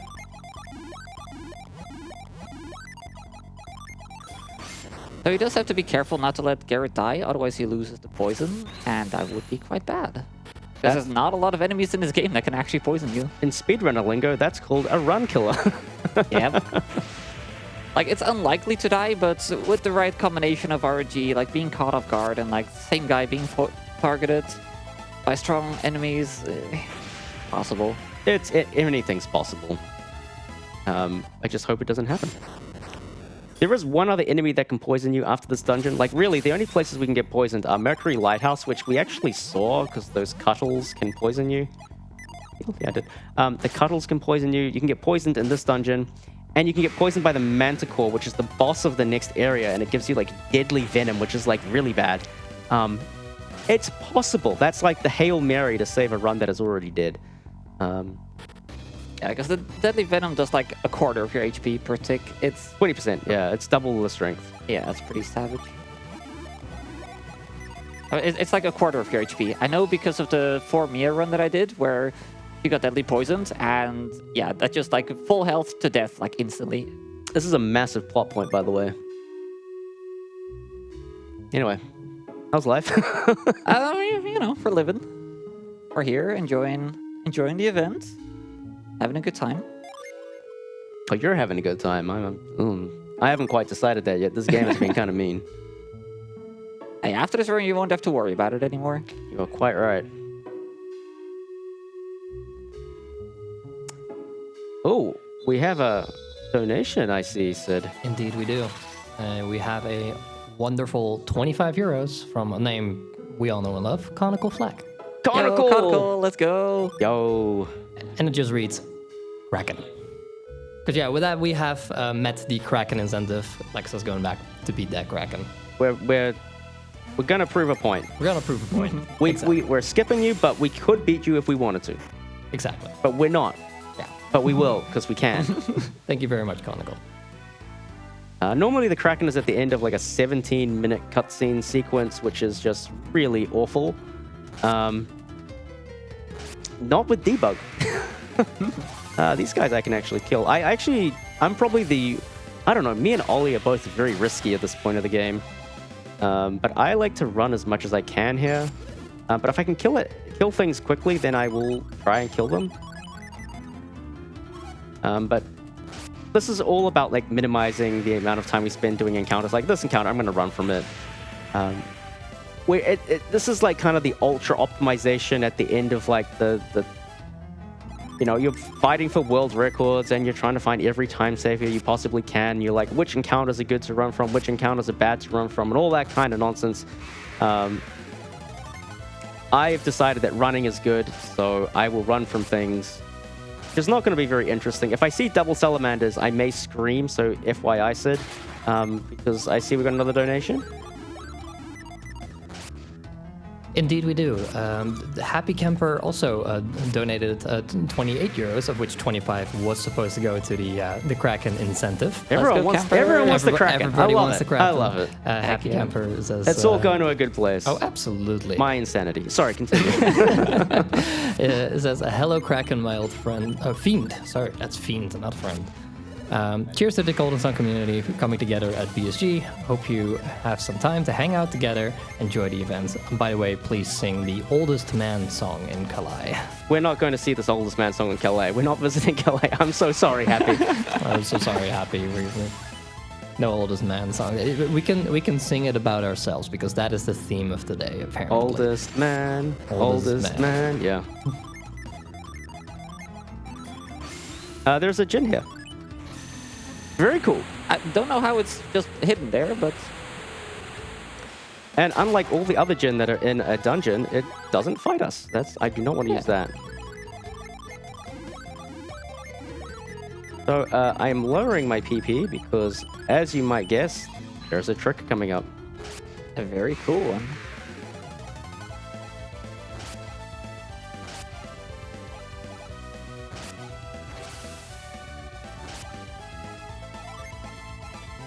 Okay. There's a lot of them.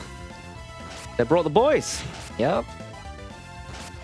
So this is definitely an encounter where Garrett could have died, Yeah, and it would have could- been bad. Could have. Okay. I just one So of the. the mechanic in this dungeon that Plexa has been avoiding is you can use reveal to reveal these like oases Like this one. to cool yourself down and not take heat damage. Instead, he's just taking heat damage, and also, yeah, that happens. So, want to elaborate, or is that just We're just going to accept that as truth. yeah? Anyway, we're out of bounds now. What Yeah. are we gonna do out of bounds? What well, are you we- see, Yeah, please explain while I do this menu poorly. well, there's a boss to this dungeon, and guess what? He lives at the coordinate 0.0. So he's just in the corner of every map, even though he's not supposed to be in this particular map. Ta-da! There he is. And it's not necessarily that that killing him provides anything. It's more so he's blocking the way to a doorway. He's literally blocking the door. Yeah. That's literally it. Like, we don't get anything useful from him. I think he gives, like, I don't know, There are like bomb or something. quest flags and stuff associated to him, so he does give something useful in that sense. Oh, really? Yeah. Oh, I didn't actually realize that. But he's just an inconvenience, mostly. Really, yeah. And a dangerous inconvenience because there are like some very nasty situations in which he can act before Garrett gets to go here, and people can die, and it can be a little bit gnarly, but Yeah. by and large, in this version of the run, he's a lot safer. You were doing it before Kraken Skip, I think, right? You were definitely doing it before Kraken Skip. I've never actually done a run with Kraken Skip yet. But we used to have 3 Mercury Gen, 3 Water Gen when we did this fight previously, which means we didn't have that big snow cone machine called Boreas. Yeah. And that makes things a lot easier. Now, why are you alive? This is problematic. I mean, I'm only like mildly concerned because Garrett lived. But yeah, definitely odd. I think it's a situation where he has like 1 HP because I've missed an Yeah. attack level or something. Yeah. And also just, you know, the damage ranges. Yeah. And that's why we get the Water of Life. Thank you for Yay. illustrating the point. But yeah, as Plexa said earlier, this, along with Saturos, is another like cycle-based boss, so he Cool. can start at any of the 8 attacks, except he uses 2 per turn. Whoa. What a twist. Yeah.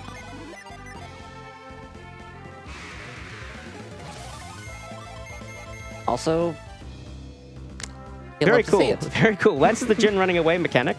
Yeah. That's the Jin turning up again mechanic, which is honestly quite rare for this guy. Honestly, I yeah. didn't want to say anything because I didn't want to curse myself, but this guy only shows up about 35% of the time, as opposed to guaranteed everywhere else. But this will be our 4th Venus Jin. And actually, if you like Mercury Jin, I've got bad news for you. That Spritz is our last one. This is our 2nd to last Venus Jin. This is an any percent category. We don't need to get all of the Jin. We need to get how many Jin is it? Like 17, I think? 8? Yeah, it must be. I'll take your word for it. Yeah. We get exactly the right amount of Jin to beat the game. Sorry, to beat the game fast. Yeah. Also, this is fine. He halves the agility of the enemy of all enemies, which is nifty. But also, we can All right. use him to summon, so that's good. So, because people generously met the Kraken incentive, died at Prockney, right? Dude, everything dies to Prockney. It's such a good ability. Normally, we'd go over there. That's a town called Calais. We're not going to go there and initiate the boat sequence. Instead, I'm going to skip the Kraken, which requires me to do some very precise movement. Yeah. So all of this relies on Oh, that's not precise enough. the little jump that Isaac does whenever the poison tick happens. Why does that matter? You'll see in a moment.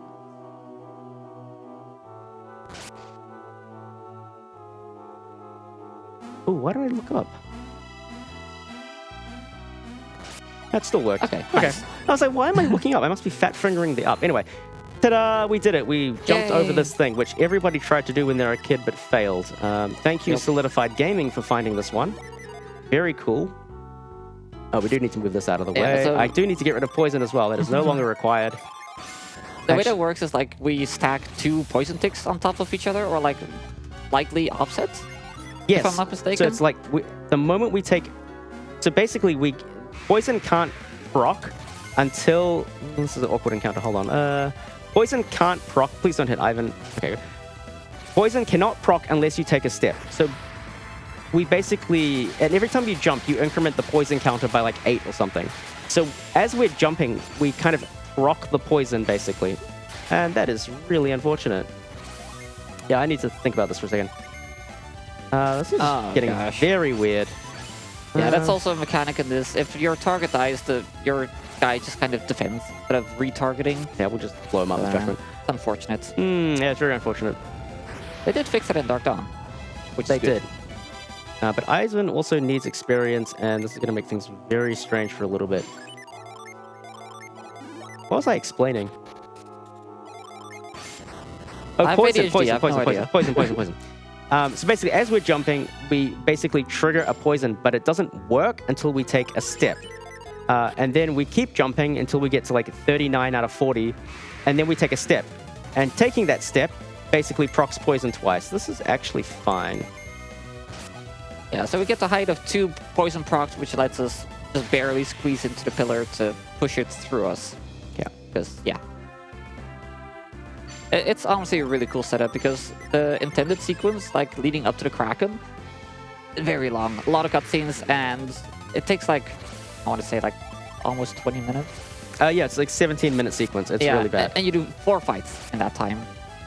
Oh, that is really unlucky. I need to like kind of work around that problem. Don't target Mia, please. Thank you. All right. That's a lot of damage from just 1 attack. Yes, I mean normally we don't see this because Ivan is alive, but Ivan is diving, as we like to say. Oh, we got a sleep bomb. That's funny. Oh, used it on Kraken. Oh, come on. We are YOLOing it. Okay, we made it. All right, we just need to get to Tolby. Once I get to Tolby, everything is fine. Where's the Sanctum at? So this run is like all about risk management, but there's so many places that things can still go wrong. Stuff can just go wrong. Like that, you know, the ape being mean to me. Very on brand for the game. That's fine. Alrighty. So, we skipped the Kraken. We've made it to Tolby. That guy got in the way, which is very rude of him. But we skipped the Kraken, but we got money to go back and kill the Kraken. So what I'm going to do is I'm going to grab a Jin over here. This guy's Ember. In previous routes, we get a guy called Scorch. Scorch actually deals damage and is useful. Ember is, well, it exists, right? We don't really use Ember for anything other than the fact that it is a Mars Jin. So I'm not really giving myself any advantage by getting this guy and then fighting the Kraken. Yeah, if anything, like we normally use Scorch to Scorch paralyze the big Kraken. damage. Yeah, big damage. And Yeah. big damage, yeah, for sure. So Kraken is one of the few bosses that's actually kind of susceptible to a bunch of status effects, particularly sleep for some reason. Most bosses are just like susceptible to, if anything, like defense down. So this is the debug warp menu. You can go anywhere in the game, and I'm just going to go right before the Kraken fight. Yeah. Unfortunately, I do need to run around for a little bit. I do recover Jin here, right? Surely. Yeah, surely. I've definitely run a lot of circles in this area. Yeah, I was gonna. Oh, because Ivan was dead. If Yeah. someone's dead, you skip a recovery tick on that person. Yes, yes, yes, yes, yes. All right, I think we've recovered everything now. All right, fantastic. I missed here. I'm only level 12. Is this gonna matter? Shouldn't matter. Oh, Ivan is only level 11. That does matter. That does matter a lot. What we're going to do is we're going to delay Kraken a little bit. Because Ivan needs to get level 12. Don't mind everything happening here. Everything is okay. Yeah.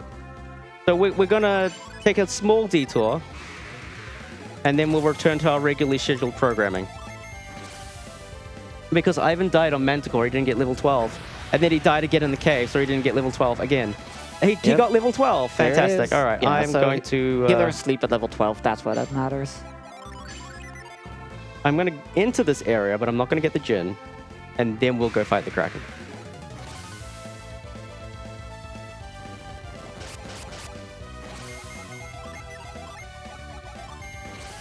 Also, one thing you've seen in the Djinn setup is that basically everyone gets one of each Djinni.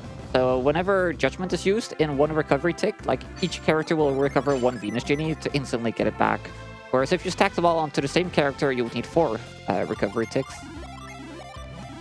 So that's kind of the... Remember that number, 1074. All right, now we will fight the Kraken. Woohoo!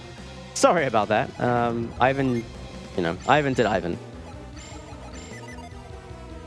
All right, so the whole strategy behind the Kraken fight is put it to sleep and everything's fine.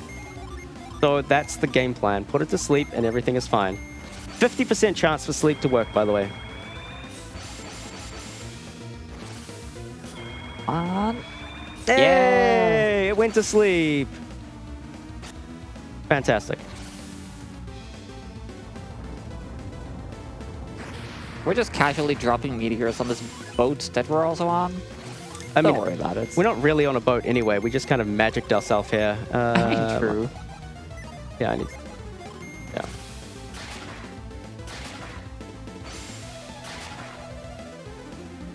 Wrapped in delusion. I fell asleep again! You ever fall asleep while you're already sleeping? In sleep shift. Honestly, In same. sleep shin or something. So yeah, I mean, the Kraken used to be a massive run killer. Like, if you didn't hit the sleep, this guy is incredibly dangerous. It will wipe your entire party. But because it is vulnerable to sleep, this fight became very speedrun accessible. But the strat became throw sleep at it until it goes to sleep, which is, it's valid. Yeah, it's like, cast sleep, you use a sleep bomb, use mist, which might make it fall asleep, use scorch. And we'd use scorch as well to try and get the stun. Yeah. Yeah. Have you tried using Kraden's dialogue? No, that's a fair point. Oh my. He's out here revolutionizing speedrunning in real time. Also, we got a Water of Life, so for the next emergency. Which we needed. Alright, we're back to where we were before. This is ground. I made it a point to not get ground before Kraken because ground is busted. Ground has priority and will remove the action of any enemy. Obviously very strong. You're not meant to have it for the Kraken, so I fought the Kraken without it. Ground is a very good boy. Ground is the best boy. So in Dark Dawn, they gave each Djinni like a different sprite, and Ground is like the chonkiest boy. I love him.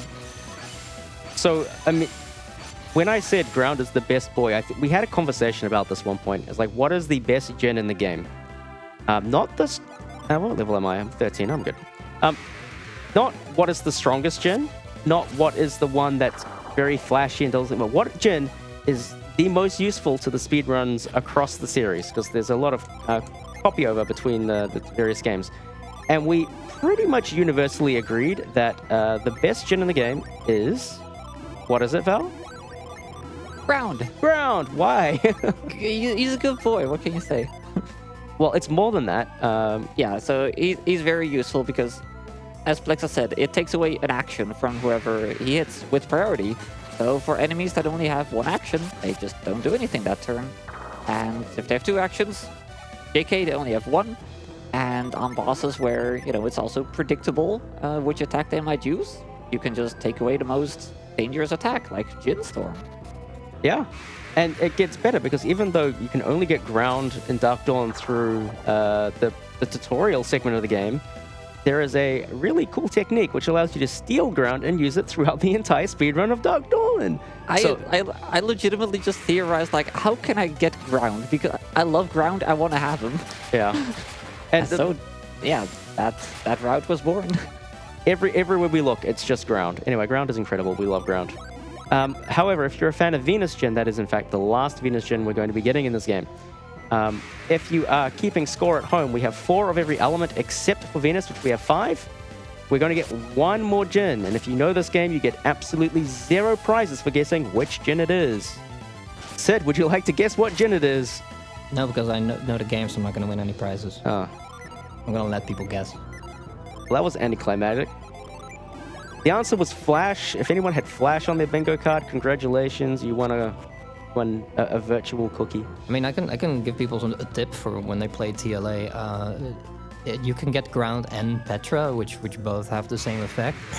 You can just kind of cycle them out on any enemy you choose and just not let them play the game. Yeah. Ever.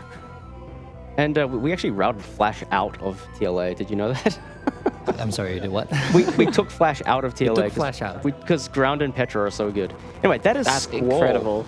That's Squall on the up top left. We're going to leave Squall alone. Anyway, sorry. Mind you, Flash is a 90% damage reduction on the whole party. Yeah, but do you know what? It's good. You know what lull is? Yeah. Anyway, we're talking too much TLA. I am just running away from everything in this dungeon. We used to fight things, then I figured out how to do Colossal at level 13, and now we don't fight things anymore. It saves over a minute. Where am I? I'm stuck. No, I'm not. And so here, Plexa actually put all the Venus Genie on Isaac because it makes him really tanky. I mean, also, you know, everyone's in mono classes right now, I believe. I did everyone in these fancy classes. So this fancy gives classes. bulk, this gives wish, this gives wish. That's So basically the basically, plan. we're not dying in this dungeon ever. Yeah, normally the route that you usually use here actually goes to Tolby after all of this stuff here. So if you die here, you would get sent back all the way back to the temple in the desert, which is really bad. So I really don't want to die. Really don't want to die. This encounter, very scary. Like, even with all this bulk, these guys do a lot of damage. They do a lot of damage. A very scary encounter. You're quite right. Righty. There's a puzzle here that... There was a guy on the ground that was invisible who told us how to solve this puzzle, but you don't need to talk to him because you could just cast Reveal and it solves it for you, or you just memorize the puzzle and then you don't need to talk to him. Yeah, so whenever you use Reveal, it shows that each of these rocks has a different color, and whichever one shows up on a wall here at the top, that's the one you're supposed to interact with. It's always the same. Yeah, case in point. combination. Case in point. Yeah. And you only have to do it twice, and then it's like, good job, Well you done. did the puzzle. Yeah.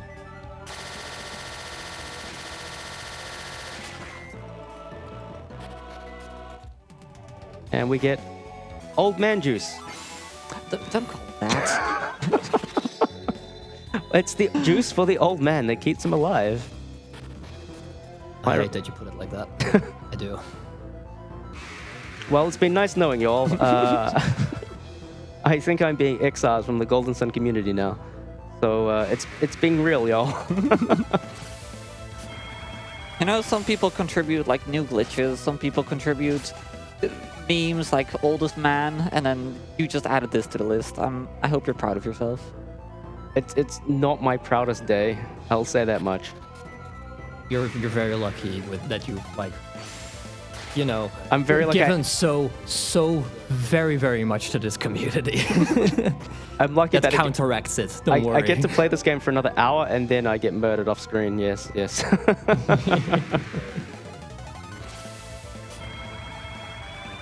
All right. So old men really like talking in this game. Barbie is very, very old. He's this like invisible dude here. He's going to tell us in two separate cutscenes about the words that I am unable to say because I've been banned, and it usually takes a long time. It's not going to take very long because we have cutscene skip, but it's still going to take a while because we got to go through the animations. Let's do something instead of talking about Golden Sun for a bit. What do we got, Sid? We have a donation that talks about Golden Sun. Well, that's great. That's I'll great. take that. I'll take that. We have 5 euros from Neflin that says Golden Sun, more like Golden Standard. Like that. Ooh. That's True. Ooh. They are peak. It's true. It is pretty peak. True. And thank you very much. That, of course, goes to our wonderful charity Mind, which is a nationwide organization. Words, Sid. You can say them. Do it. But yeah, Mind strives to provide support to individuals and families facing mental health challenges. So all your donations will go to them and will go to a good cause. Thank you very much. Very, very good cause. And we got through all those cutscenes. That's nice. Now we run back to Tolby and we do the Colosso sequence, which is a very cool sequence where Isaac basically one-on-ones a bunch of guys. So we needed to hit a level threshold in order to be able to do that sequence correctly. That level threshold is level 13. It is a very, very, very, very generous level threshold because you almost always hit it. But it is a threshold nonetheless. We must hit it, otherwise we do not win. All right. There's rando chat happening in chats. Does anyone want to talk about rando? Rando is fun. Play rando. Or don't. If you want to speedrun these games, don't play rando because you'll never speedrun if you play rando. Rando... There's a You rando did the for rando, both games. you did the rando for this one, didn't you? I mean, I continued it. Yeah. Yeah, So yeah. Marvin did all the heavy lifting. And then I was like, okay, what if I add a whole bunch of features in very bad code? And it's really fun, to be fair. I'm just not a programmer. But yeah, Golden Sun 1 rando is very fun. Golden Sun 2 rando, very fun, very well thought out, very good. GS2 rando is incredible. Like, Golden Sun 2 is already quite alinear, and the fact that non-linear, not alinear, what am I saying? It's already quite non-linear, which, oh my, Oh. This is really hard to do with cutscene script, by the way, and explaining yeah. rando. So I'm blaming rando on that one. But it's really non-linear. So you give yourself like maybe one or two different, like small quality of life things, like having access to the boat from the beginning of the game, and suddenly the entire world is open, and it really makes for a rewarding rando experience. It's super fun. Come join the Discord, give it a try. Even if you hate it, it won't be that bad, I promise. This is also the most technical part of cutscene skipping. It was like everything's like a micro cutscene. It's so confusing, yeah. But yeah, like Golden Sun 1 is like a very linear game, so instead of trying to open it up and like forcing it, so we kind of just made it into more of like a Pokemon randomizer, where just like you're still playing the same game in the same order, but like abilities are different, enemies are different, that kind of stuff. PS2 Rando is just like full on. It's like Link to the Past meets Pokemon. It's fantastic. Yeah. I get this oil drop because getting it doesn't lose time and using it saves frames. So do that. Hey, go across the water. All right, so each of these fights are scripted in such a very particular way that I don't die. Basically, I'm looking to optimize my agility and like the sequence of my actions in a way that these guys won't kill me. So you'll see, it'll make sense once I do it, right? Also, I do really like this idea of like having to do a race to see who gets the benefit, like getting the shield instead of the gloves. If we lose this, that we have like 30 less defense across both fights, which is terrible. Oh wow, like yeah, it's a very cool mechanic. Yeah, they were really cooking with this game. You see, I just took a massive hit to the face. I'm gonna take another massive hit to the face. But I'm in a higher class, so that would normally kill me. But because I'm in a higher class, I can tank it. Using ground removes his turn. I drop a class. I'm still faster than him, so I can use judgment. He should die unless he defends. He did not defend. Ta-da, magic. And figuring out that sequence of abilities made it so that we could skip getting level 14 to survive getting hit twice, basically. Yeah, that little bit of class manipulation is very cool. Like you wouldn't think to just like have ground just to use it to not do damage that turn, but yeah, it's pretty good. Yeah, the inputs here are really confusing. Like really no shade to Plexa for missing that, because yeah, micro cutscenes saying no and then saying yes, because you have to say no to the explanation, but then you have to say yes to putting someone in, but you're also using the shoulder buttons to like skip the cutscene. Yeah, it's especially when you don't. This is not the category that people normally run. This is really the practice, basically. So you don't really spend the time ingraining that muscle memory, but yeah, it's fine. We have cutscene skip. We don't get punished that badly. So that text being there, lend a hand, is also like a micro cutscene. So you can press the button to gain control faster. But if you miss the timing, you don't. Yep. Oh, I missed it. That's fine.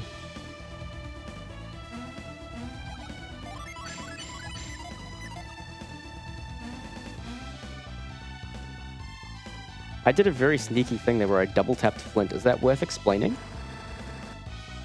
Yeah, I mean, we've got time. Okay. Gen recover in the order in which they are placed standby, which normally doesn't matter for most people, but for me it does matter because I want to get certain gen to recover in certain order. By setting and then standbying Flint at the top of my list, it puts it to the end of the queue for recovery. So after I use Judgment on turn 1 here, the next gen that's going to recover is Granite. And Granite gives plus agility as part of its set bonuses. Each gen comes with like a small set bonus attached to it. Flint doesn't give agility. Granite does. That little bit of agility allows me to outspeed on a critical turn in this fight. And again, makes this fight doable at level 13. Yeah, so normally, like, most gen give, like, a few stats, like plus 3 HP, plus 2 attack, and, like, plus 1 defense, whatever. So usually it doesn't really matter which one's which, but yeah, when it comes to agility, and when we're just skirting the edges of what's possible, yeah, it does end up making a difference. Agility is the most important stat in the game, by a clear margin. Normally I would defend here, but he's not attacking me. He's also using a nut. Fantastic. Each nut loses 20 seconds, so you can count them with me, chat. That's 1. Also, Ragnarok's cool. Yes, Ragnarok is cool. It has to be pointed out. And it defended. That's... Okay, this is fine. Fine. And it defended again. Lovely. Wow. Yeah, this is It's one of gonna the use a nut. synergy that actually scales off of your attack stats. That's lovely. This is the worst possible fight. This is some miracle luck right here, man. I mean, he can't win, but he can certainly slow us down.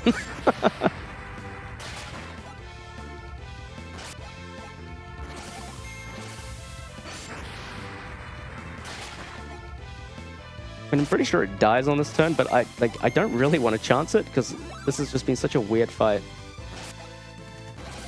Let's see if I was correct. I was correct. Dang, I didn't need to heal. Oh, well, such is life. Also, Oh well. whenever you killed the enemy there, it like flashed in rainbow colors. So whenever you kill an enemy with a genie that's that the enemy is weak to, you get this rainbow flashing effect, and you get like a bit more XP and a bit more money and like guaranteed drop, I believe. No, or is it not just guaranteed. a higher chance. Higher chance, yeah. Yeah. It's 2 stages, higher drop. Oh, right, yeah, that makes sense. But yeah, you don't get XP in this fight, so it doesn't actually matter. And also, these human opponents are just weak to every element. That's true. And in fact, getting the rainbow kill loses time, but Ragnarok is such a slow animation that Flint is still faster. All right, and actually, that's the end of Colosso. You don't actually have to win Colosso to win Colosso. Basically, the last fight here is losable, and in classic speedrun fashion, we will lose because it's faster. I have done this fight for an incentive before. I did this at, I think, ESA one time. It's not very interesting. The Kraken is far more interesting, so I'm really glad we got to do that. Yeah. This fight's just like throw Ragnarok until it dies. It was pretty much just the previous fight, except a little bit more dangerous. Yeah. Oh yeah, there's also like, you know, this whole like thing that's happening here. You can use your friends to help you get through this faster to make sure you can pick up all the items and still beat them. That's a nice instant climb right there. Thank you. But also, yeah, like you really don't ever have to do that. I mean, you can also get all the items without their help as well, but you kind of need to know what you're doing. Yeah. But normally there's this whole thing where like you ask the person at the gate to preview the area and be like, oh, do I need to move here? Do I need frost here? Like, how am I going to divide my guys and save these seconds? But it's very cool. But like, again, it speeds us up. But as you can see, we're literally sitting around doing nothing. So we'd like to speed them up instead. So I'd really like to make it so that you could cheat and help them. That would be awesome. It would be cool. That's like such a speedrunner thing though. Like, what game dev would ever do that? Like, just, you know, hey, you can either help yourself or hurt yourself. It's made for great YouTube content though. For sure. Also, yeah, here we lose the race because we want him to have higher attack. Because we don't have to win this. Oh, we died. Oh, GG, run over. Let's go backwards. No, I mean, it's fine. Anyway, that's all we needed to do here. So we're done now, and this gives us access to the last third of the game. What?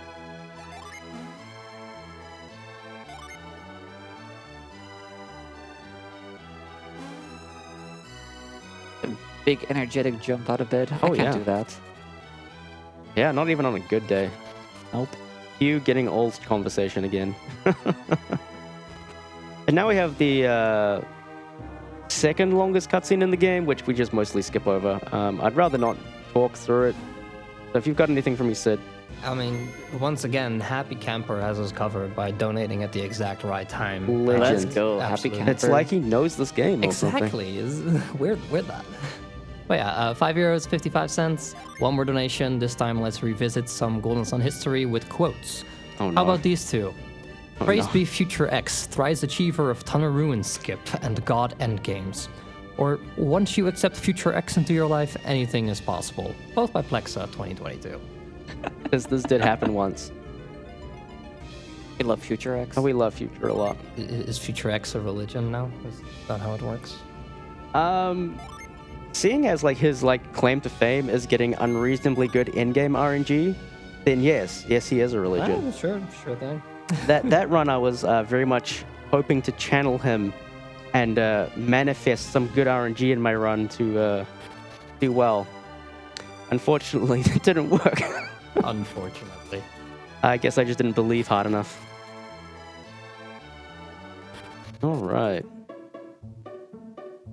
This theme is also really good. I like this one, the happy theme. Normally we go shopping here, but you know what? I'll go shopping for a couple of waters of life. Yeah, so it's like at various points in the game, they just start stocking some waters of life, right? I mean, this point, yeah. Yeah. I mean, it's just like, it's based on triggers, right? Not just the specific shop, or is it? Oh yeah, each time you visit a shop, that like adds a one for sufficiently late game areas. Oh, we have everything. Okay. Now I got to do a big annoying menu. All these menus are like optimized to reduce the amount of inputs Yeah. and everything. That looks right. Oh, and Ivan needs to eat his bread, which gives him more HP, which is like relevant enough. Even though it's like 7, it allows him to tank a hit with 1 HP at some point in the game. So we'll get there. Oh, yeah, at this point, we have like 5% chance to run and everything can kill us really easily. So from here on out, we're going to be fighting things. And this guy's defending. He doesn't want to fight us. Honestly, rude. fair enough. Fair enough. And he challenged you, to be fair. That's true. And this is really where the run gets difficult and complicated. You kind of need to know how to beat every encounter in the game optimally. And that really... It really separates top runners from everybody else. I can do that, right? Yeah. It's really interesting. It's really why this game is super fun. No, wait, damn it. Damn it. Ignore that we're 2 hours into the run, and this is where like the good part of the combat starts. Yeah. I mean, the boss fights are already like really cool. It's just a lot of them are like kind of figured out. You don't have to think on the fly, like, oh, Yeah. well, how am I going to kill this optimally? Up to this point, it's basically been use Procny, kill things. Now we actually have to think, like, what summon do I use? How do I kill things? What is it? You know, you're that lady doing all the calculus meme on, like, every fight, and it's, like, really fun. I need to... Because like different enemies have different resistances to different elements, and like, you know, because like the further away you can target someone, and then like the next target over takes like either 70 or 80% of the damage. So how do you divide the damage to just kill everything in the shortest animations possible? With Thor being kind of a long animation, but here it kills everything, so... It's the only go thing for that it. kills all the orcs, so, I mean, killing everything is faster than not killing everything. Surprise! So even though it's a long animation, but you want to minimize those long animations as best you can. This...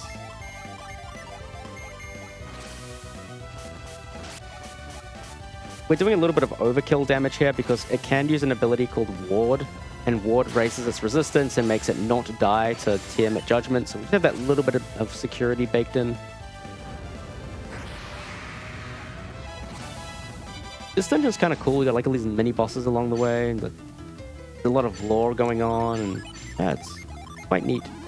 I need to not use all of my PP here because I have to use 5 of it to cast Douse in a moment. Oh my, that's a big encounter. I think I'll do. Like the bats on the left are weak to Jupiter, so that should just end those off. And it's these roaches are weak to Mercury, but like it's a quad, so please don't kill someone. Woohoo! Good thing he ate That's his the bread. He ate his bread. Don't skip breakfast. But yeah, like sometimes it's not don't be me. necessarily intuitive, like what's going to be optimal, because they might resist something and then like not be weak to the opposite element. Actually, it can be very confusing. What's the worst one? Like the ice gargoyle being weak to earth. Yeah, I think that's pretty bad. That one's really what? I mean, it makes sense. The whole gargoyle line is weak to earth, but the ice one is like. Yeah, like come on. Call it something else. Call it like marble or something. I don't know. Not the point. All right, that's the last tornado lizard. Fantastic. We're gonna on our way to get our last Jin in the game. Our buddy Flash. And we may get 1 or 2 encounters. This is a nice encounter to see. This is an unintuitive encounter. Everyone's like, use Boreas because they're weak to Mercury. That's true. They also die to Judgment. So it's faster to use Judgment. And Judgment's also cooler. It is. And then you fight the harder version of them in Venus Lighthouse, and you have to use Boreas against them. So it's very confusing. It's just one of those things where it's like you just need to know everything.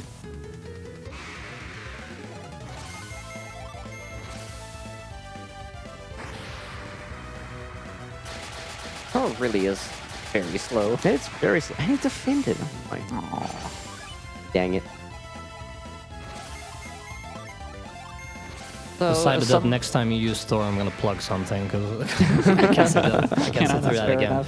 Yes, some enemies have a better defend than you. Like some enemies have what we call flash defend, where actually they're taking 90% less damage instead of the normal 50% from a defend. Very unfortunate. Very. We use ground on Flash, so it can't do anything bad. Ground, good. If we haven't figured that out already, I've really done a bad job selling it.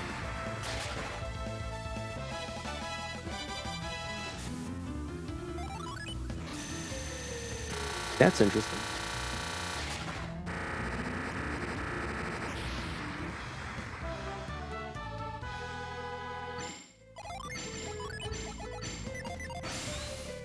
And so now the final boss of this area is something called the, what is it, the tornado lizard or something? I forget all the different things. And it's gonna... Storm lizard? No, the other ones I don't know. It might be the storm lizard. Might be right. One of them. Anyway, it's gonna chase us. And if we get caught, we have to fight it. But I don't want to fight it. So I'm gonna run away from it. This is the only boss in the game where you can run away from it. As long as it... I'm pretty sure the other ones are tornado lizards. This guy's the storm lizard, and then like the red one is Tempest. Yeah. I think you're right. Yeah.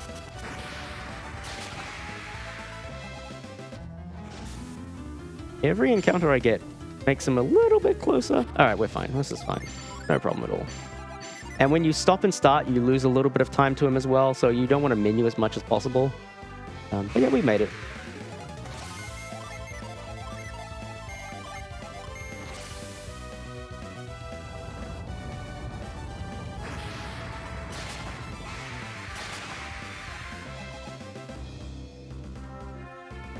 And if you want to plug stuff, Sid, I mean, we've got a cutscene coming up. Oh, you know it. I was already ready. So... And the cutscene's over. I mean, I'm going to finish it now. It is over, but yes, you can plug away. So if you've been enjoying this marathon and you're thinking, hey, I'd like to attend one myself. Oh, that was me. Yeah, exactly. That's him. That's what he did. And then he just showed up and now he's here. We do have another one, BSG Annual, in August, later this year. But we also have some sister events in other areas of the world, so if that ends up being more local to you, then you can check those out. We have UKSG, with the next event being UKSG Green 2025 in Glasgow, Scotland, from May 22nd to the 25th. And we also have NSG Fall, that's for Norway, in Gjerdrum on September 19th to 21st. So if you like to attend one, or just tune in for more awesome speedruns, do check out those events as well. I hear that next BSG one's going to be pretty damn cool. You bet.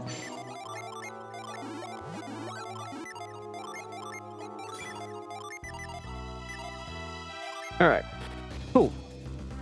This next dungeon's got a really interesting mechanic. Would you like to explain it, Val? Yeah, for sure. So there's this funky thing that happened when they translated this game from Japanese into other languages, where something got messed up, and whenever you use reveal, it like overlays another map that doesn't actually have encounters mapped to it. So by spamming reveal, we can just walk around and not be at risk of any encounters. Damn, that's so cool. So this, even though Japanese would technically be faster in like the normal cutscene run, this kind of makes up for it, because not getting encounters here is pretty big, because they all like a lot of them take 2 summons to kill, and I mean, like, well, Japanese is still faster. Let's not kid ourselves. But it does. We take the advantages that we can get. Yeah. I mean, we run on English for the sake of like people being able to read text and stuff. I think it's just nicer. Not so much as because it's faster. Being very conservative with my reveal usage. Like, you want to get as close as possible to the edge of the reveal. Blue path. Okay, Let's go. Yellow path loses infinite amount of time. Yellow path is fast.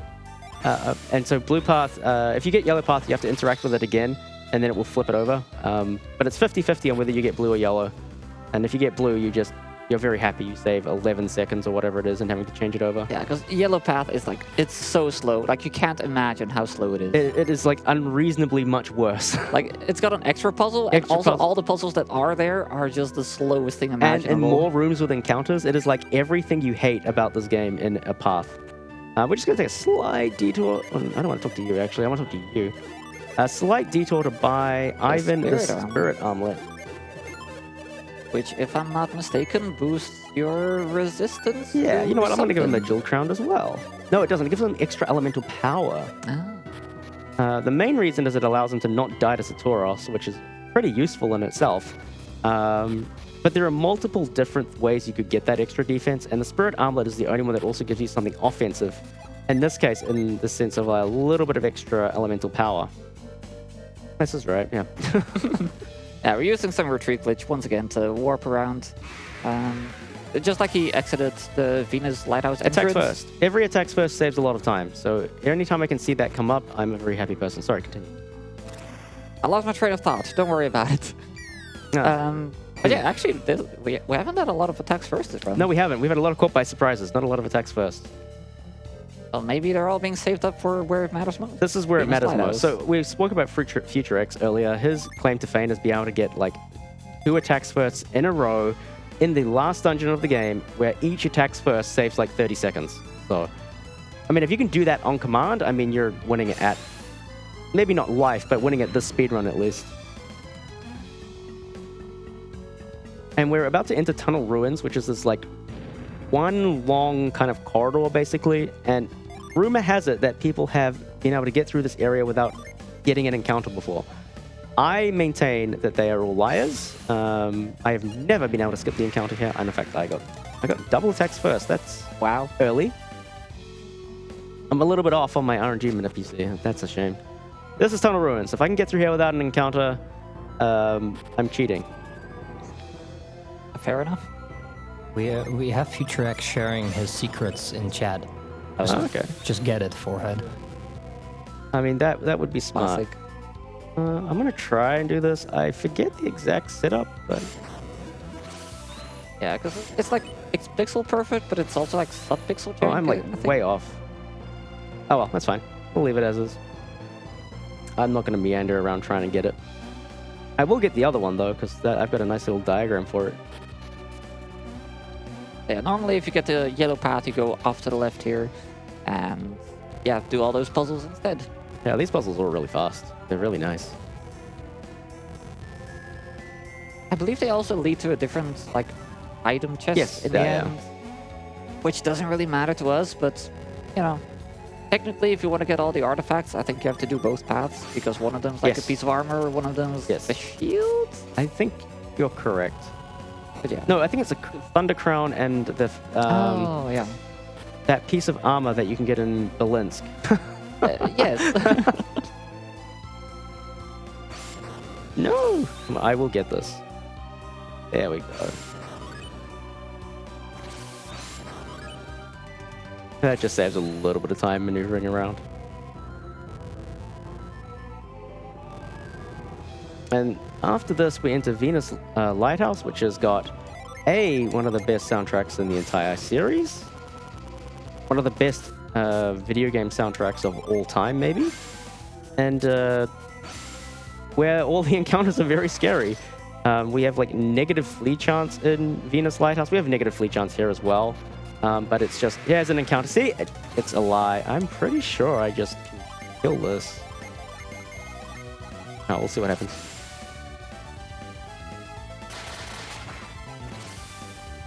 Yeah, using ground to kill the one enemy that could go before the judgment goes off. Because, yeah, these guys are pretty scary. Yeah, I was right. Anyway, Tunnel Ruins encounter skip is a lie. As seen here at BSG 38. Like, everyone gets one encounter, or like, if you're unlucky, you can even get 2. I've definitely had 2. I believe you. This is a cute little puzzle where you're supposed to mind read the statues to figure out where they're supposed to go. Or you memorize the solution. And the solution is awesome. Push all of them as far away as they could possibly have to go. That is correct. Ah. They're also very slippery. Yeah. Like some things in this game just have like a cylindrical hitbox, and yeah, just like the levers in the Alton mines, like you just slip all over them. Like, why aren't you a rectangle? Oh my, there we go.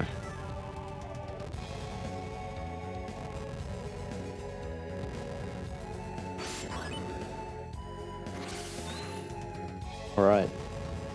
I hope you have your jam emote of choice ready because we're about to jam out.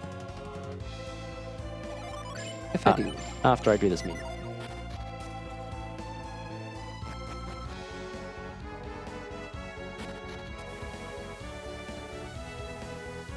All right, we're gonna do a retreat glitch really quickly. That's gonna save a lot of time.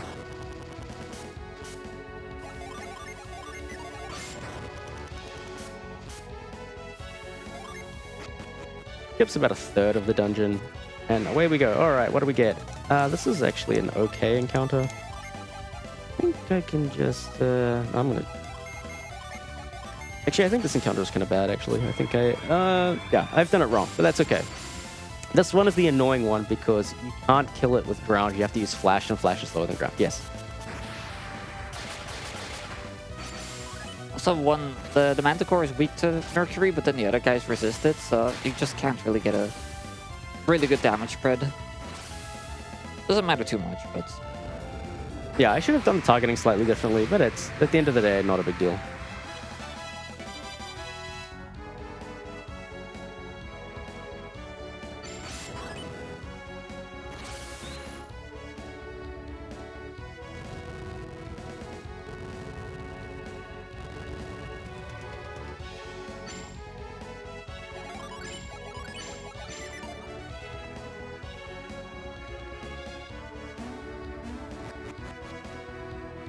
So the rate at which you get encounters here is like random. So whatever you leave an encounter, it decides like, hey, this is your encounter rate, and this is what's like how quickly it's going to increment for like all the steps that you take.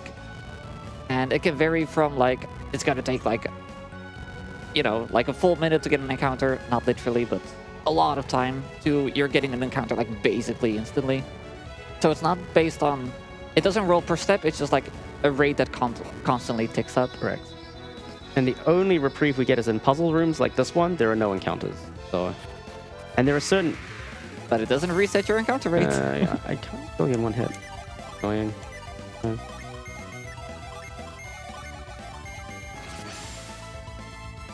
Yeah, Which is actually funny because in Dark Dawn, every single room resets your encounter rates.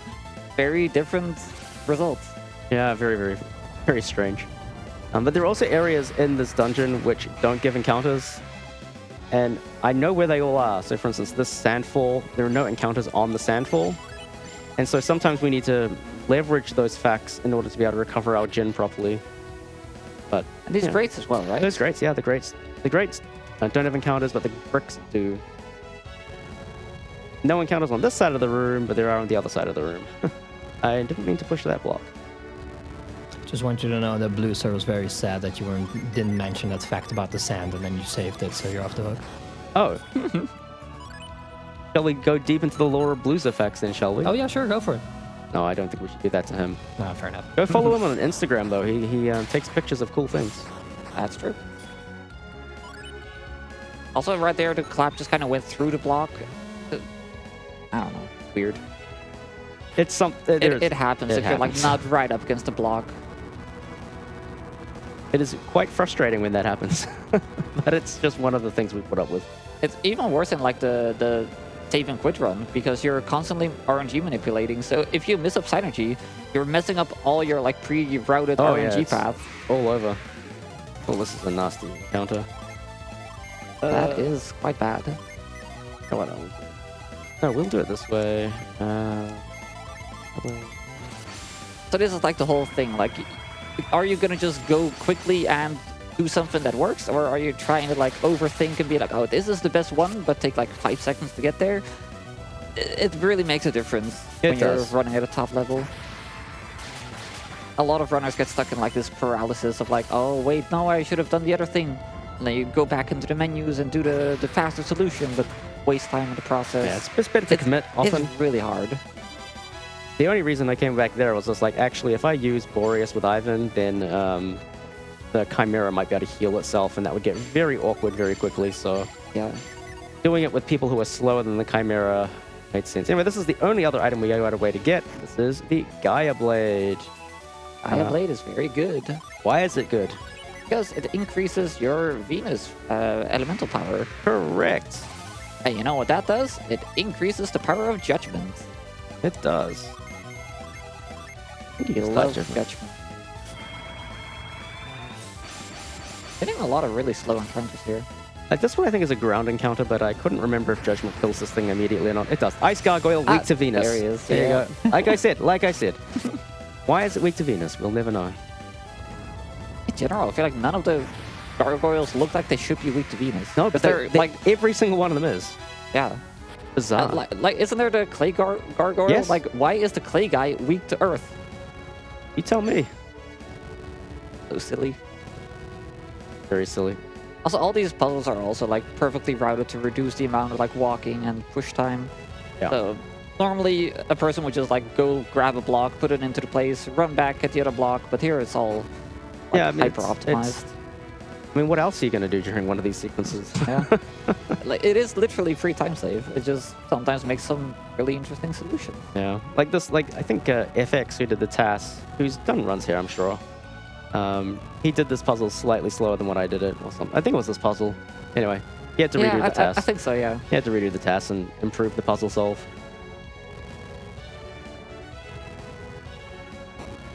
Valyssa still does this puzzle wrong, so I mean, maybe he took notes and we'll do it right.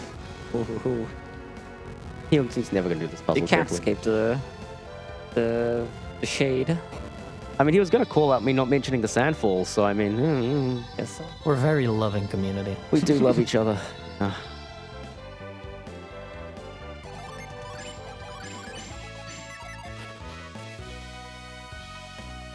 right, probably like, hopefully 2 encounters left, maybe 3, and then we get to fight Satoros Minardi. That's near the end of the game. Have you considered getting attacks first? We'll see if we can do that. But yeah, we are running out of time in this run, so if you do want to say nasty things about me, get your donations in. You're running out of time. Consider saying nice things about Plexa. You could do that too. It's slightly less entertaining. This is entertaining. Oh boy. I think this is... Yeah, actually this is a ground encounter. Yeah. Yeah, I think this works. It's just when there's 4 of them, that's when it's Yeah, like, yeah, really messy. This is the ground one. Yeah. Oh, that's fine. There's like various like encounter groups that you can get, but within the encounter group, there's like variations where it decides like, oh, anywhere between 3 to 5 boulder beasts. Yeah. And yeah, it actually makes like a lot of different permutations, so it's not easy to just memorize them all. Oh, Isaac was even faster than him. I didn't even need to use the ground. This area is awkward because you don't get Jin regen. Please be kind. There's like one tile here of no encounters, so I'm going to try and recharge my Jin here. Good enough. And I fall through the thing because debug. All right, we only got one encounter. That's really nice. That's very good. Well, at the end, we got lots of other really bad encounters, which is not so Yes. nice, but, you know, we're optimists here. We take the wins where we can find them. This is the final fight in the game. Well, the final fights of the game. Felix is also on the Ozempic, so that's good to know that it's really just getting around way out. And I have to do a menu. I also have to recover Jin and then do a menu. So we're going to do that. I'm going to do it up here because every time I do the recovery down below, I enter the fight early. So I'm just going to do this quickly. But this menu is like a whole thing. Oh, that was the wrong swap. Fantastic. I love that. Love that for me. Now this is going to be catastrophe. That's okay. Figure it out. Yeah. So the funny thing with the, the sprites kind of like squishing, there's actually a really good one on the boat that leads up to the Kraken, where a guy, like the captain of the ship, gets so thin that he actually goes like invisible, and then he like overflows into like going like super wide for just like one instance of talking. It's very, very funny. I will make a save here. Though I don't know why I'm saving. That'll be fine. My Felix is getting really thin. Yep. Really long. Really, he's a long cat. I think I just saw Sid glare at me, by the way. No, I did no such thing. Why would I do that?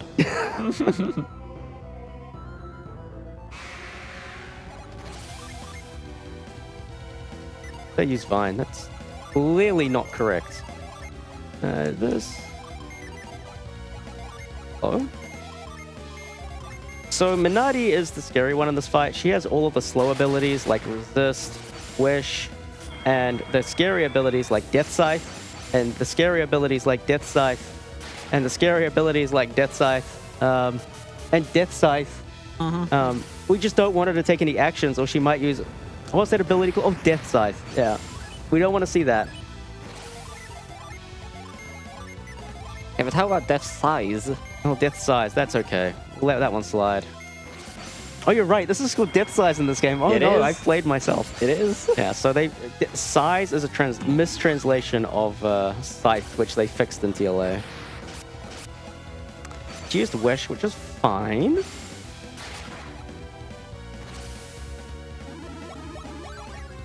Oh, this is the Courthouse strat, by the way. I don't think I mentioned that. Do you want to tell people a little bit about Courthouse?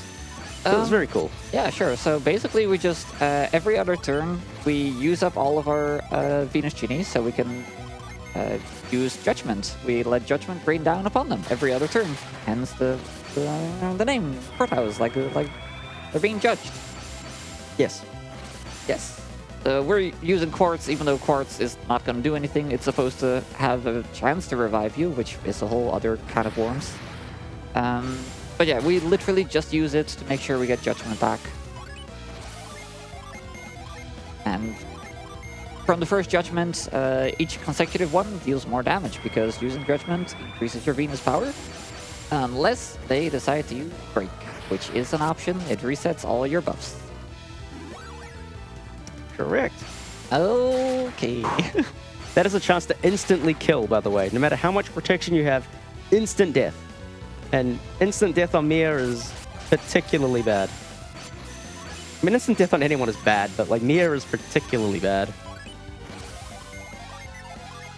Yeah, so essentially, that's going to take away like an action from someone because they have to revive Mia. We don't have Mia, so we can't have another Venus Genie. The whole point of this strategy is to cycle the 4 Venus Gen repeatedly and while healing. And as soon as Mia dies, you can't cycle 4 Venus Gen anymore. It's very complicated. And you can't even use Quartz because Quartz is on right now. Yeah, exactly. It's like particularly double bad.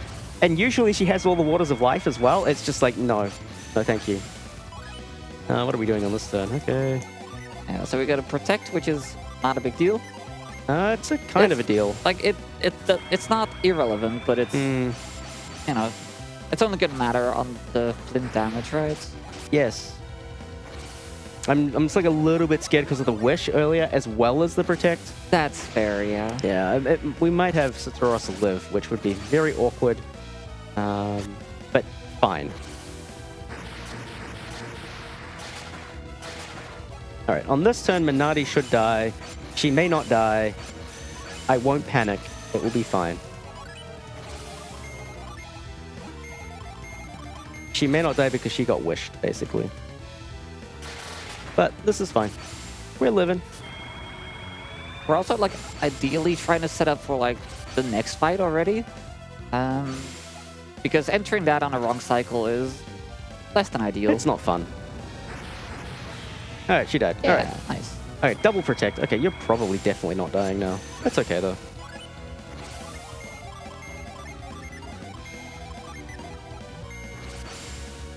Because Minardi used Wish, I'm like 99% sure I can use this Mars without killing him.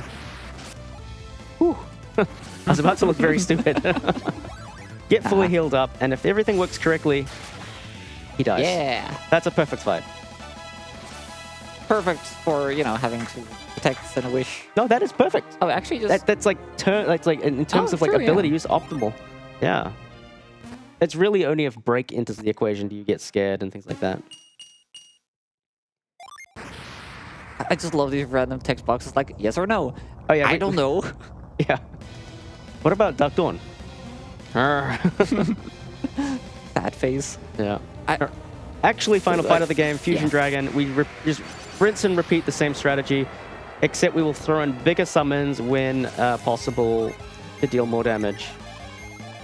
This guy's very scary, like very, very scary. Lots of scary abilities, but it's Also gonna be lots fine. of slow abilities. Yeah, outer space is bad. Poison is bad. Severe blow procking is bad. Spooky friends are bad. This is good. This is the one good ability. That and attack. Attack We is love attack. is scary. Attack on Ivan is like But it's fast. It is fast, but it's scary. As is my one claim to fame in that one PB. Oh, that was really cool. That was during like a GDQ thing, wasn't Yeah, it? it Yeah, it was. was very cool. It's still my current PB. Wow. Yeah. Like he attacked like This is the ridiculous slow amount ability, of by the times, way. like 6 or 7 or something.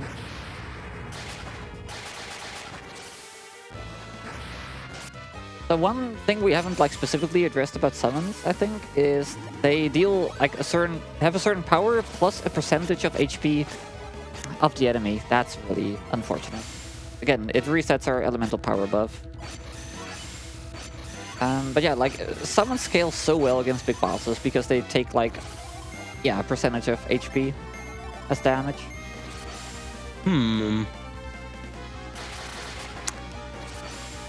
How much do I want to live on the edge? I would say not too much. Okay. Normally I would say yes, go for it. But I know how this fight goes. Like when you get a break that early, not great. I mean, it should be fine, right? I mean, you're the expert. If we get broken again, it's like really bad, and I'm gonna look really stupid and have to rewind the fight and stuff. Wait, that's not what I want to do. Sorry. I was doing the safe strat. We're not being safe here. We are full send, as they say.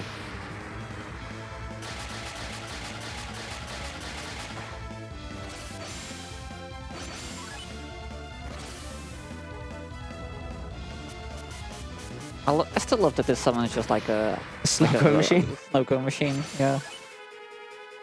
Attack, okay. Fine. Not break. Good. Fine. Yeah, so that's Spooky Friends on Mia right there. There's a chance to deal like a quarter of the damage you deal back at you. Which, when you're doing this much damage, It's pretty bad. it's instant death, yeah. This turn would kill if not for the break. And now we see if I remember the routing correctly. What are the odds? Attack? Very good. Okay. Oh, I don't have smog. Okay, that's fine. I think in that case we this and summon Kieran. Use But this last turn is just like throw anything we can at the boss.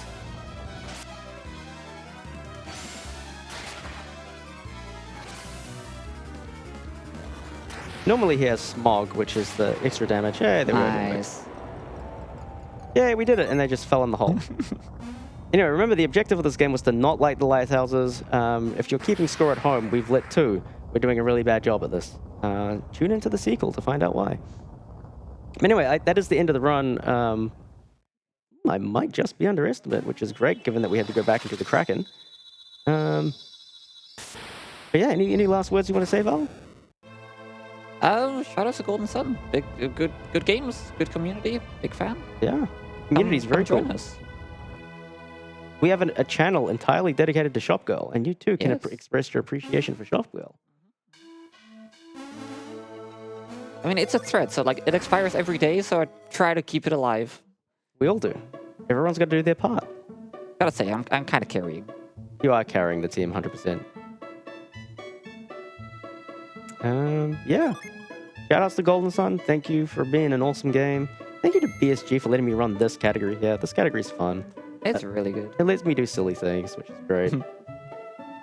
But yeah, like I all like the three thin games. sprites. The thin sprites are very, Oh, yeah. very nice addition to this category. For sure. But yeah, all 3 games honestly have a really interesting speedrun. I see the timer has stopped. That's interesting. Oh yeah, time is not yet. We Yeah. still have some cutscenes to work through. Yeah, There we go. I saved a second from doing a special talk to a guy thing. And And then now you you clap. Not anymore. then I clapped and I lost it. Goodbye, second. And then there's Oh, well. this really annoying menu that we have to do right here. Ooh, you have it. All right. And that is the end of the run. That is time. That is time. Underestimate. Let's go. Considering the Kraken incentive, that's really good. Oh, wait. Why did the cutscene not skip? Maybe I shouldn't have called time. Oh, well. It doesn't matter. We got Okay, so text. officially, actually, In All this that run, we is do close. actually call time on talking to Mia because everything's trivial. Okay. fair enough. There we go. That's the run. That's Golden Sun. Thank you, everyone. We're calling it. Thank you, everyone, for donating, especially people who made the Kraken happen. That was very cool. Keep donating towards Mind. It's a really cool charity, really important.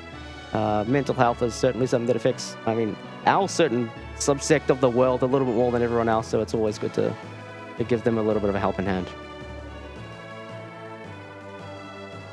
Awesome. Well, thank you very much, Plexa, for showing up Golden Sun. Always love being here for Golden Sun. Well, next up, we're going to have Command and Conquer Red Alert 2 by Nephlin. So we're going to go set up for that. We're also going to go to an ad break, and then after that ad break, I'm going to be gone. That's going to be done for hosting for me. I'm going to give it over to Kowalski. So thank you all very much. See you after the ad break for more BSG. Beyond the horizon, look above the azure blue. Who would think that this world was at its end?